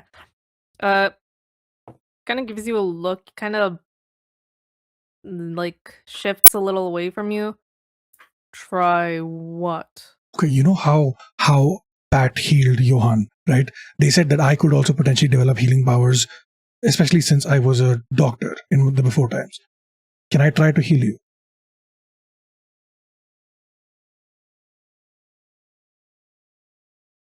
Wha-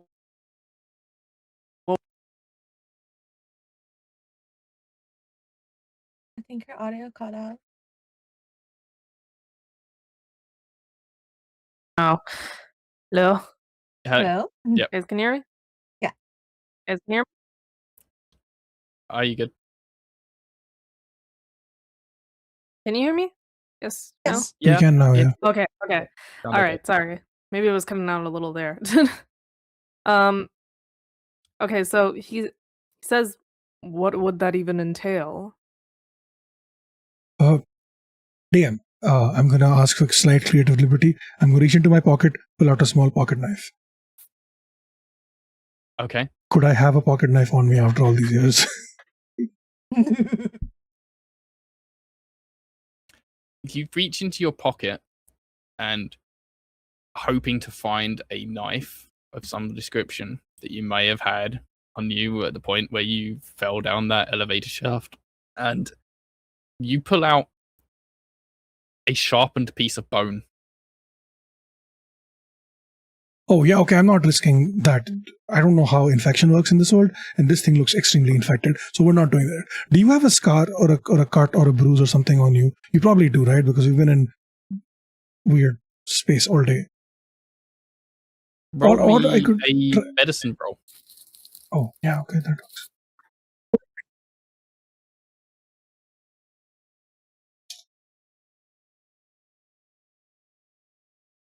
That's a 17 plus 320. Blake looks in perfect health. Shit. Okay, never mind. We'll figure it out later. If you do get hurt, let me know. I'll try to heal you. Yeah. Quick question: are the others out yet, or is it just the two of us? Yeah, at this moment, Miguel, I think, would have made it to the front door and can see this all going on. Just kind of zips into existence here. And you can maybe see behind them a distant cat running. While I'm while I'm still in the mall, could I do something real quick? Like, yeah, sure. What do you want? Yeah. This is a personal thing.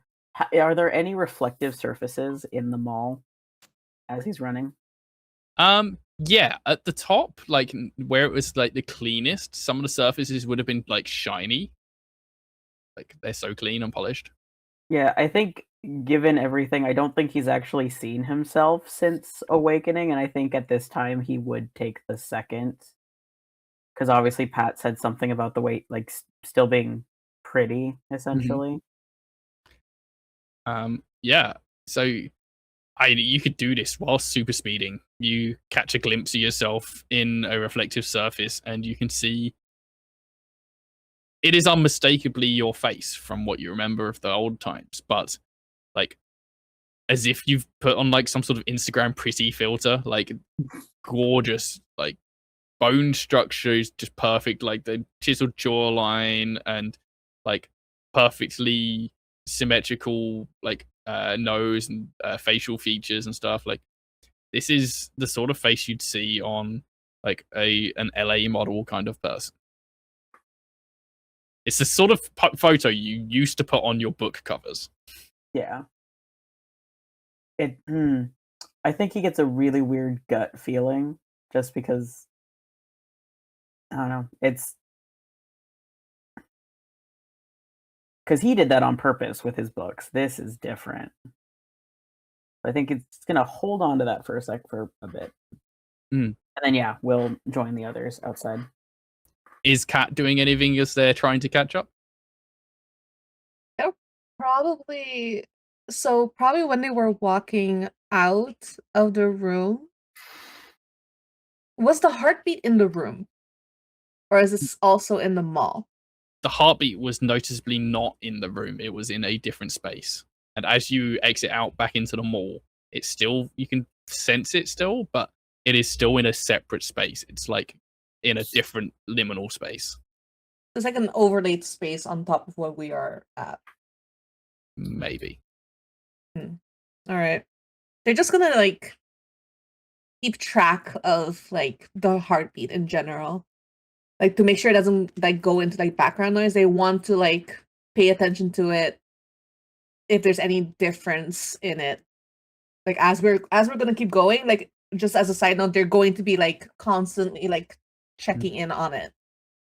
This heartbeat doesn't move as you move through the mall. Like if it had a physical location in the mall, you'd expect it to like change in relation to where you are when you move through the mall, but it doesn't. It's just there.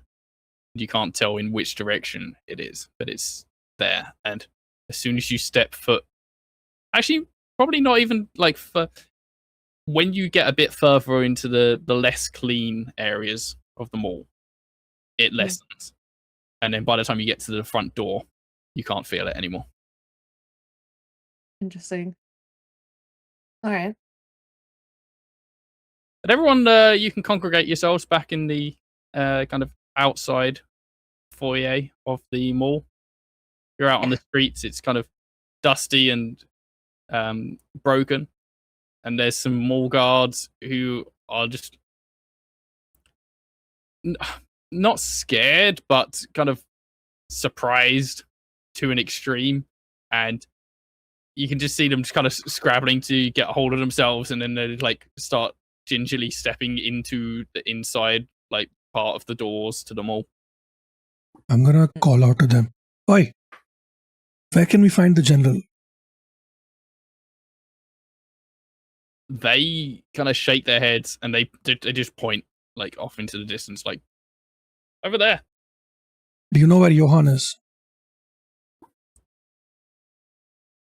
They shake their heads again and just kind of step inside and clearly just don't want to talk. Okay, well that did not work. So, Patty's a piece of shit, or Pat's a piece of shit. I look at the others, at Kat and no, at Miguel and Kat. Yes, yeah. They tried to nightmare me when I tried to call them out on their bullshit of not helping the people, and that didn't work. So I got poofed right out here, or like teleported, whatever it's called, like the thing. So that's something we should keep an eye on for later. All right. Based on what they mentioned about us being champions or whatever, maybe that's why we're here, to take over Pat's job and to actually help the people instead of whatever the fuck they've been doing. I mean, About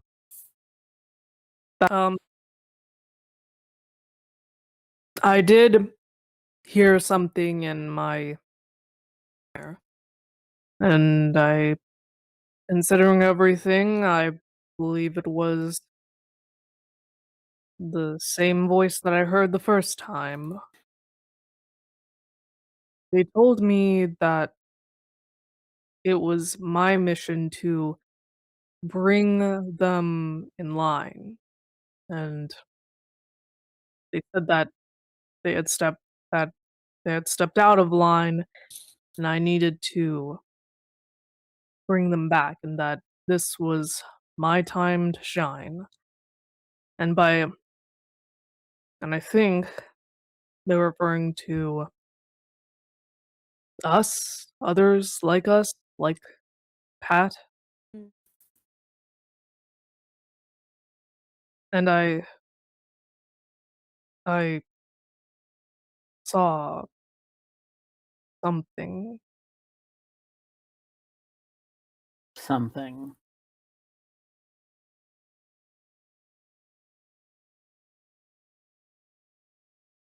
something huge, monstrous, powerful. do you think that's what was talking to you, or Was it hot? Oh, That's what you're focusing on now?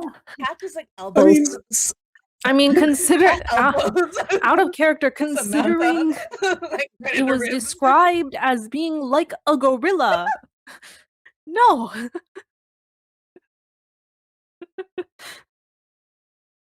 All right, we can. I think in character though, Blake would did not hear that. Definitely, and if they did, no, they didn't. I'm gonna put force behind that elbow. By the way, it's like this is not the time. Does Kat tell anyone about the heartbeat?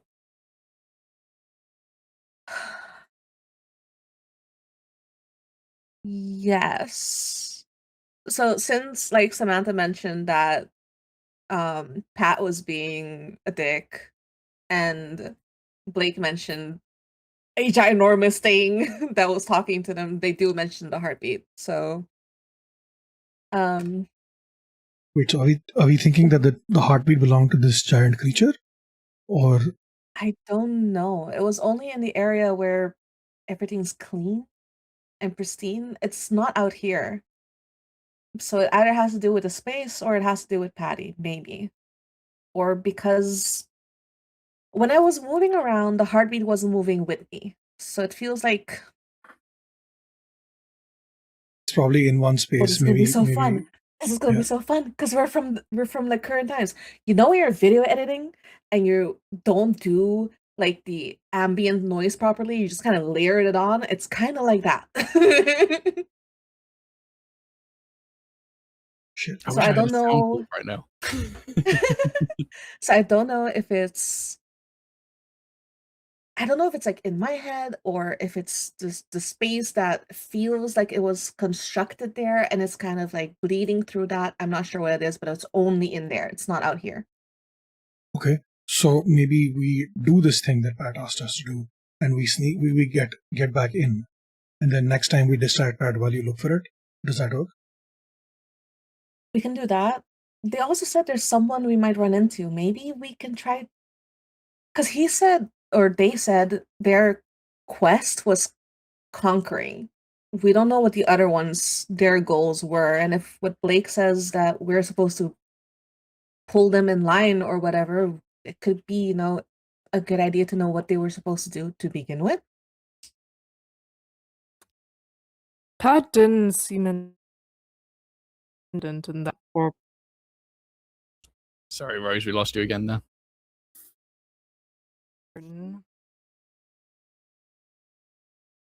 Rose, could you repeat?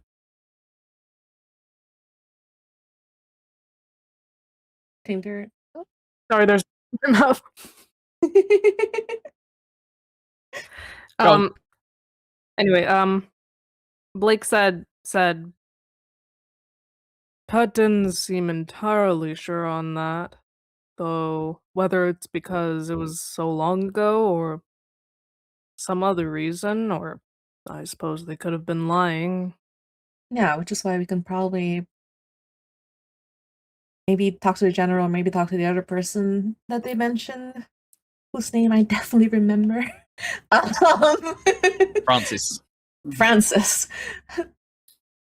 If we run into Francis, we can try maybe reasoning with them while we gather there. Oh yeah, that's not gonna go well, is it? Wait, so I get what you're saying. So you're saying that it's possible that all of us have different roles?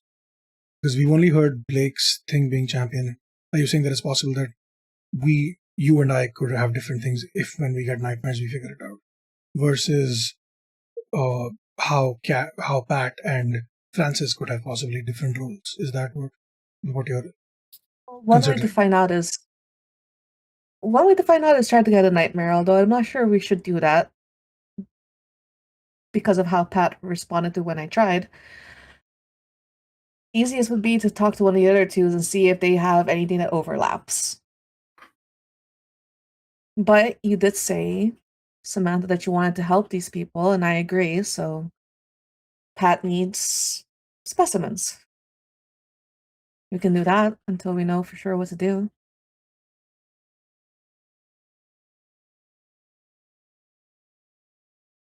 True, but also did Pat not also say that Francis does not like that Pat is doing the specimen stuff? So maybe we go to Francis instead if we're trying to. But Pat is trying to protect the humans. Francis is trying to protect the undead, right? Because Pat is experimenting on the undead, not on the humans.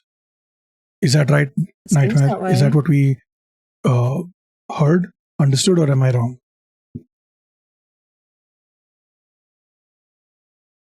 Ben, is that correct? Oh, yeah, I think that's fair for you to have assumed. Yeah.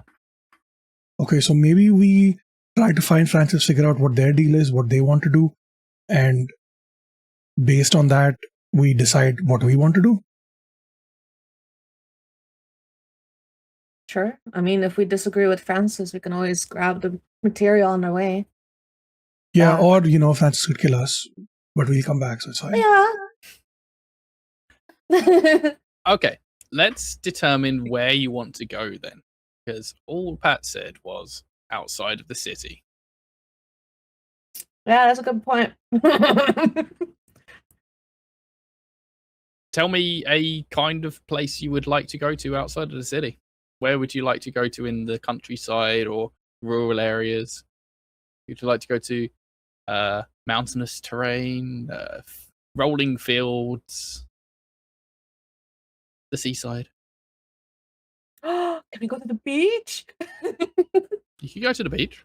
Well, I mean, aren't we kind of dirty? Shouldn't we, maybe find a water source? I'm pretty sure we're not even wearing clothes properly. Oh, yeah, no, you're covered in rags. Enough to, cover your body. But, okay, can we hit up, a store on the way, get some clothes, and then go to the beach? You mean the hundreds of years old store that you think... we could find, a water source to, clean up. Yeah, so I think the beach works then. Beach, yeah. Miguel, what about you? Let's go to the beach. Oh my God.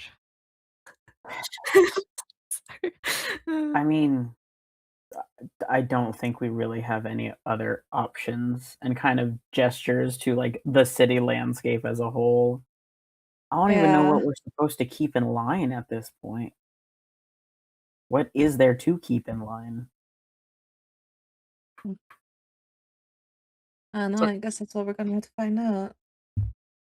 I think you start walking off in the direction of the beach. You don't know exactly what the city's like now, but you'll remember from the past times this giant pyramid mall being kind of in the middle of the city, and that if you just go west, that you'll eventually hit the coastline. We're in the same city that we died in. Yeah, this is definitely the same. This is Ciudad City. Okay. I think I may have missed that. Okay. Good to know. I thought we were just transported elsewhere. Okay, that makes sense. I do want to check really quick, sorry. The soldiers had vehicles, right? No, you didn't see any vehicles. Okay, never mind then. I thought we could swing by there and steal something. But okay, never mind. You can... Guess we'll walk. You can walk through the city easily enough, and it is surprisingly quick, I guess. Like, as well as Miguel's super speed, you're all a bit. I was gonna say, anyone gonna piggyback on Miguel, and the other second fastest one piggybacks the other one. And as you're walking west, traveling west through the city, it only takes a few minutes, 10 minutes, 15 minutes, maybe. What normally would have taken you an hour or so to walk, and if you were normal, the sun is going down. And as you get to the coast, the sun dips down below the horizon, and the sky hits that kind of almost darkness, like fading the sunshine. You can all see pretty well. Not Mira. I can't see shit. Miguel can see just perfectly. Like it was just daytime. The rest of you can still see okay in the darkness. Like it's not pitch black. You see the twinkling stars above you, and you reach the beach. You go paddle your feet in the water or something. I don't like the way you suggested that, but yes. Yeah, I think Blake's gonna go in a dip, like, cause like they're still dirty, so like they're going to be like trying to clean themselves off a bit, cause actually, Nightmare said that the sky is like red. What does the ocean look like? I mean, the ocean reflects the sky, so as the sun is going down and as you're approaching the water appears red. I cup the water, and I sniff it. What is it smell? It is definitely water. It is the sea. It's salt water, but it's definitely water. I'm also cleaning myself up, like along with Blake. You're all able to clean yourselves up, and whilst you're doing that, can I have everybody do an observation roll, please? Oh my god! Oh no! It's gonna be like the scene in Resident Evil 4 where the freaking thing comes out of and eats the dog. Oh no! I wouldn't kill a dog. It's the No, Doc. Oh, okay. I got a 10. Observation roll. Yep. Oh, I got a 20. Oh shit! From the lows to the highs. Okay, Steve, Monterey, what did you guys get? I got a 17. Okay. Dave? Can I make I got a I got a 19. Okay. I think all of you would notice this, but I guess Blake would be the first. Blake, as you're like dousing yourself in water and scrubbing yourself clean, you get that paranoid streak start filling through your body, feeling it through your nerves of like something is wrong. Something is going to terribly go wrong very soon. Something is so off here.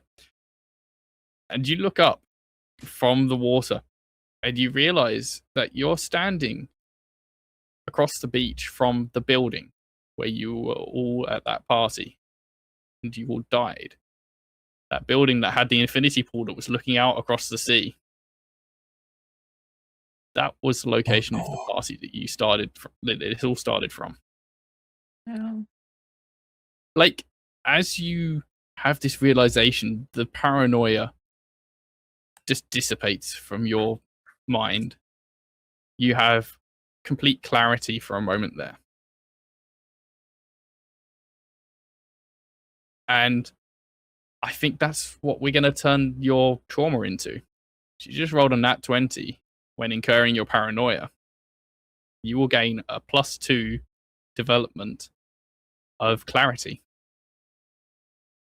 Yo! Let's go. What does that mean? I don't know. That means you don't have paranoia anymore, right? You also clear all of your nightmares. You're Holy back down shit. to 0 nightmares. Yo! Damn. It's a good day for Blake. Woo, As hey, the rest that's of what you I've been are waiting dousing for. That's yourselves what's as all well, about. you look over and you'll notice that Blake is just kind of staring up at the building, and then your eyes follow their gaze to the same building. And you all have this realization at the same time of where you are. The building's crumbling now. There's definitely like the rooftop is decimated. There are like broken windows, walls falling down. Like it is a ruin, but you're very clearly where you were that evening.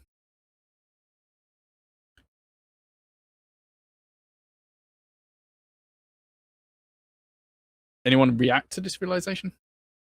You just kind of stand there watching. Probably internally, it's like really dawns on Kat, like, oh, it's been decades. Like there is like no going back. There's like no waking up from this. This is just it kind of thing.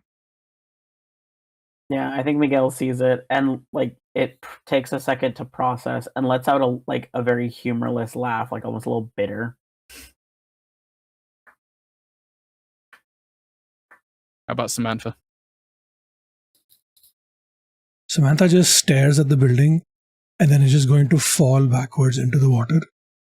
Just ignore all of that and just and falling backwards, like, you know, the double finger salute to the building while just falling backwards. That's all she's doing. She's gonna, that's the only reaction she gives. The silence is punctuated by a ginormous splash. Yeah. Fuck. How about Blake? Come on, Miguel, don't be so grumpy. Like splashes water on you. Hey. What does Blake I think Blake also kind of internally reacts. Why do I say kind of? He does. They think back on like what happened, and also kind of where they were, who they once were when that happened. Not again. Interesting that you'd say that, because as you're having these. Oh, I wasn't done. Oh, sorry. Go on then. Sorry, I got distracted by my setup. All good. Once again, blowing the fuck up. So thinks back to all of that and what happened. And other than this vague sense of loss, they don't really feel much.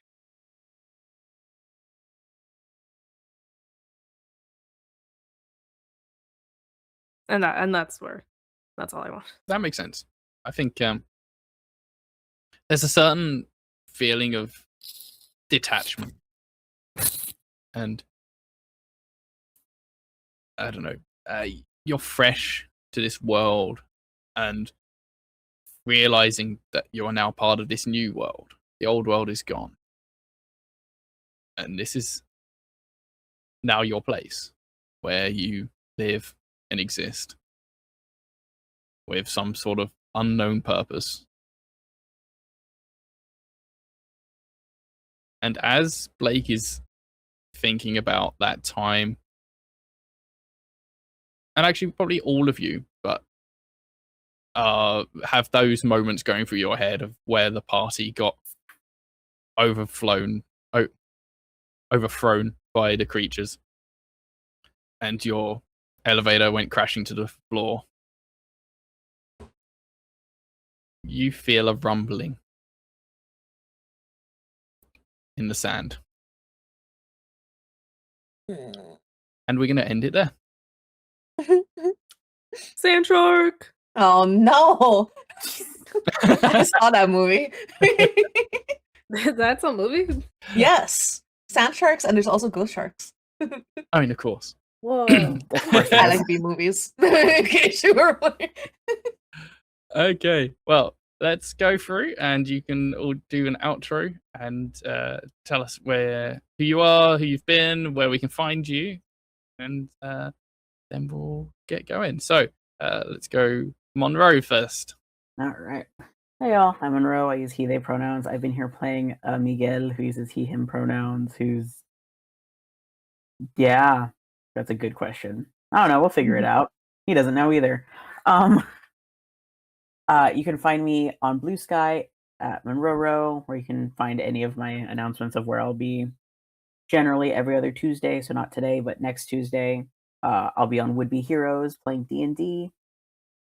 And I've got some exciting things in June. I'm going to be GMing a 2-shot on Nerds with Dice of a system I wrote. I'll be playing in another 2-shot on Game Master Mondays, which will be announced soon as well. And Wonder Home Game Season's Oath on House of Dreams, upcoming soon as well. Cool. So busy. Yeah, actually. So that stuff hasn't had like official announcements, but they're in the works. So follow me on Blue Sky to see all my stuff happening. We got the exclusive. Yeah. And Mira. Hi, I'm Mira. I was playing Kat. We both use she, they pronouns. Kat is an artist, so am I.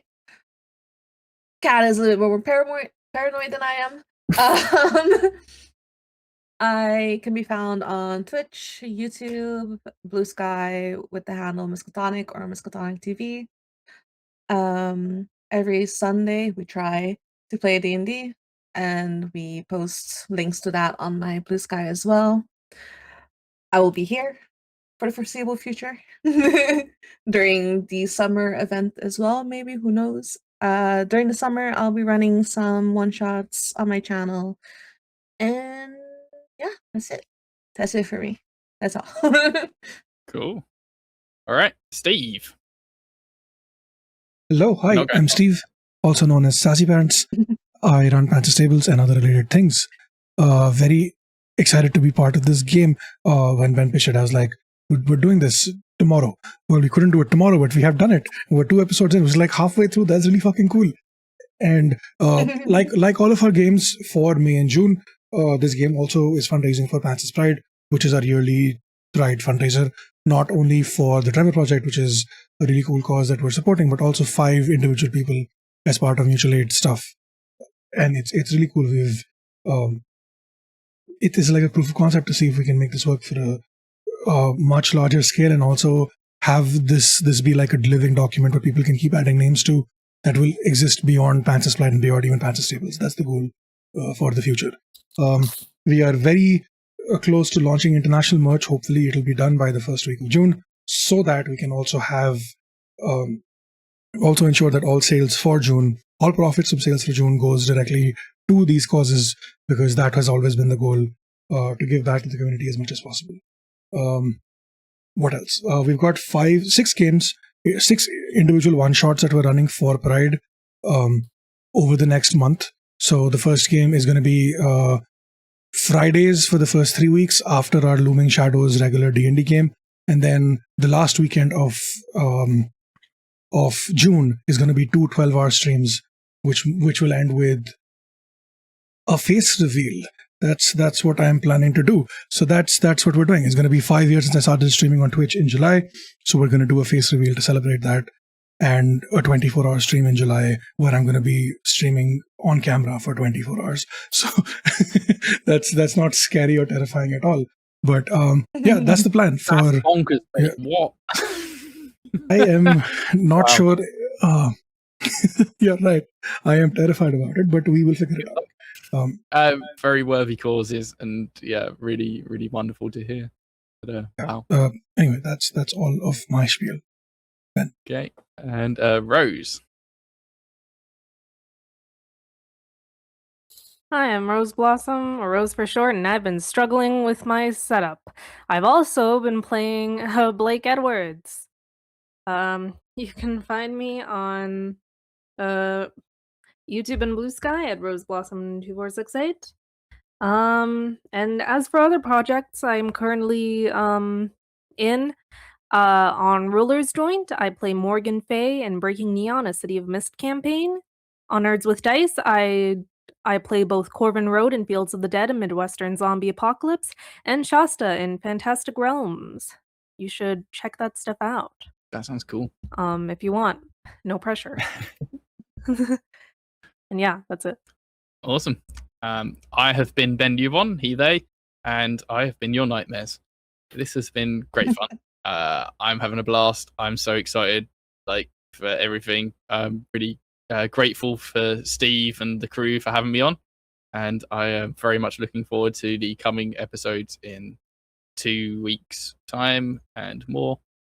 I also host and produce the Cybertopia AP podcast, which is using another of my own systems. Our next episode is out next Tuesday, I think. Yeah, we're every other Tuesday, and I think our next one is next Tuesday. We have just finished our second season, so there's some inter-season stuff. I've got some cast interviews coming out and other bits and bobs. So also have a plan for the cast to interview me if we can get people together to do that. That'll be cool. I design my own games, including this and Cybertopia, other games including Overgrown. You can find me at bennewbon.itch.io and Ben Newbon anywhere with Blue Sky, Discord, all that sort of jazz. Just give me a shout. And I also play at Would Be Heroes, actually. I do a Fallout game, and I play a Mr. Handy Surgeon, here to service all your healthcare needs. And I play on Kane SD I do a Lancer game. I play Draw Steel on his Cursedness. Loads of things. Just check out my socials. You'll see the shout outs when I'm doing stuff. And yeah, schedules are aligned. Cool. Well, if nobody has anything else, we shall say goodbye and see you in 2 weeks' time for the next installment of After Death. Bye-bye. Bye. Feeling to watch Rose roll another one. Hey, they got the Asterix wave asterix. Please no more ones. No more ones. Ha ha ha. One. I see a man just turned up right at the end there. Damn, I'm on.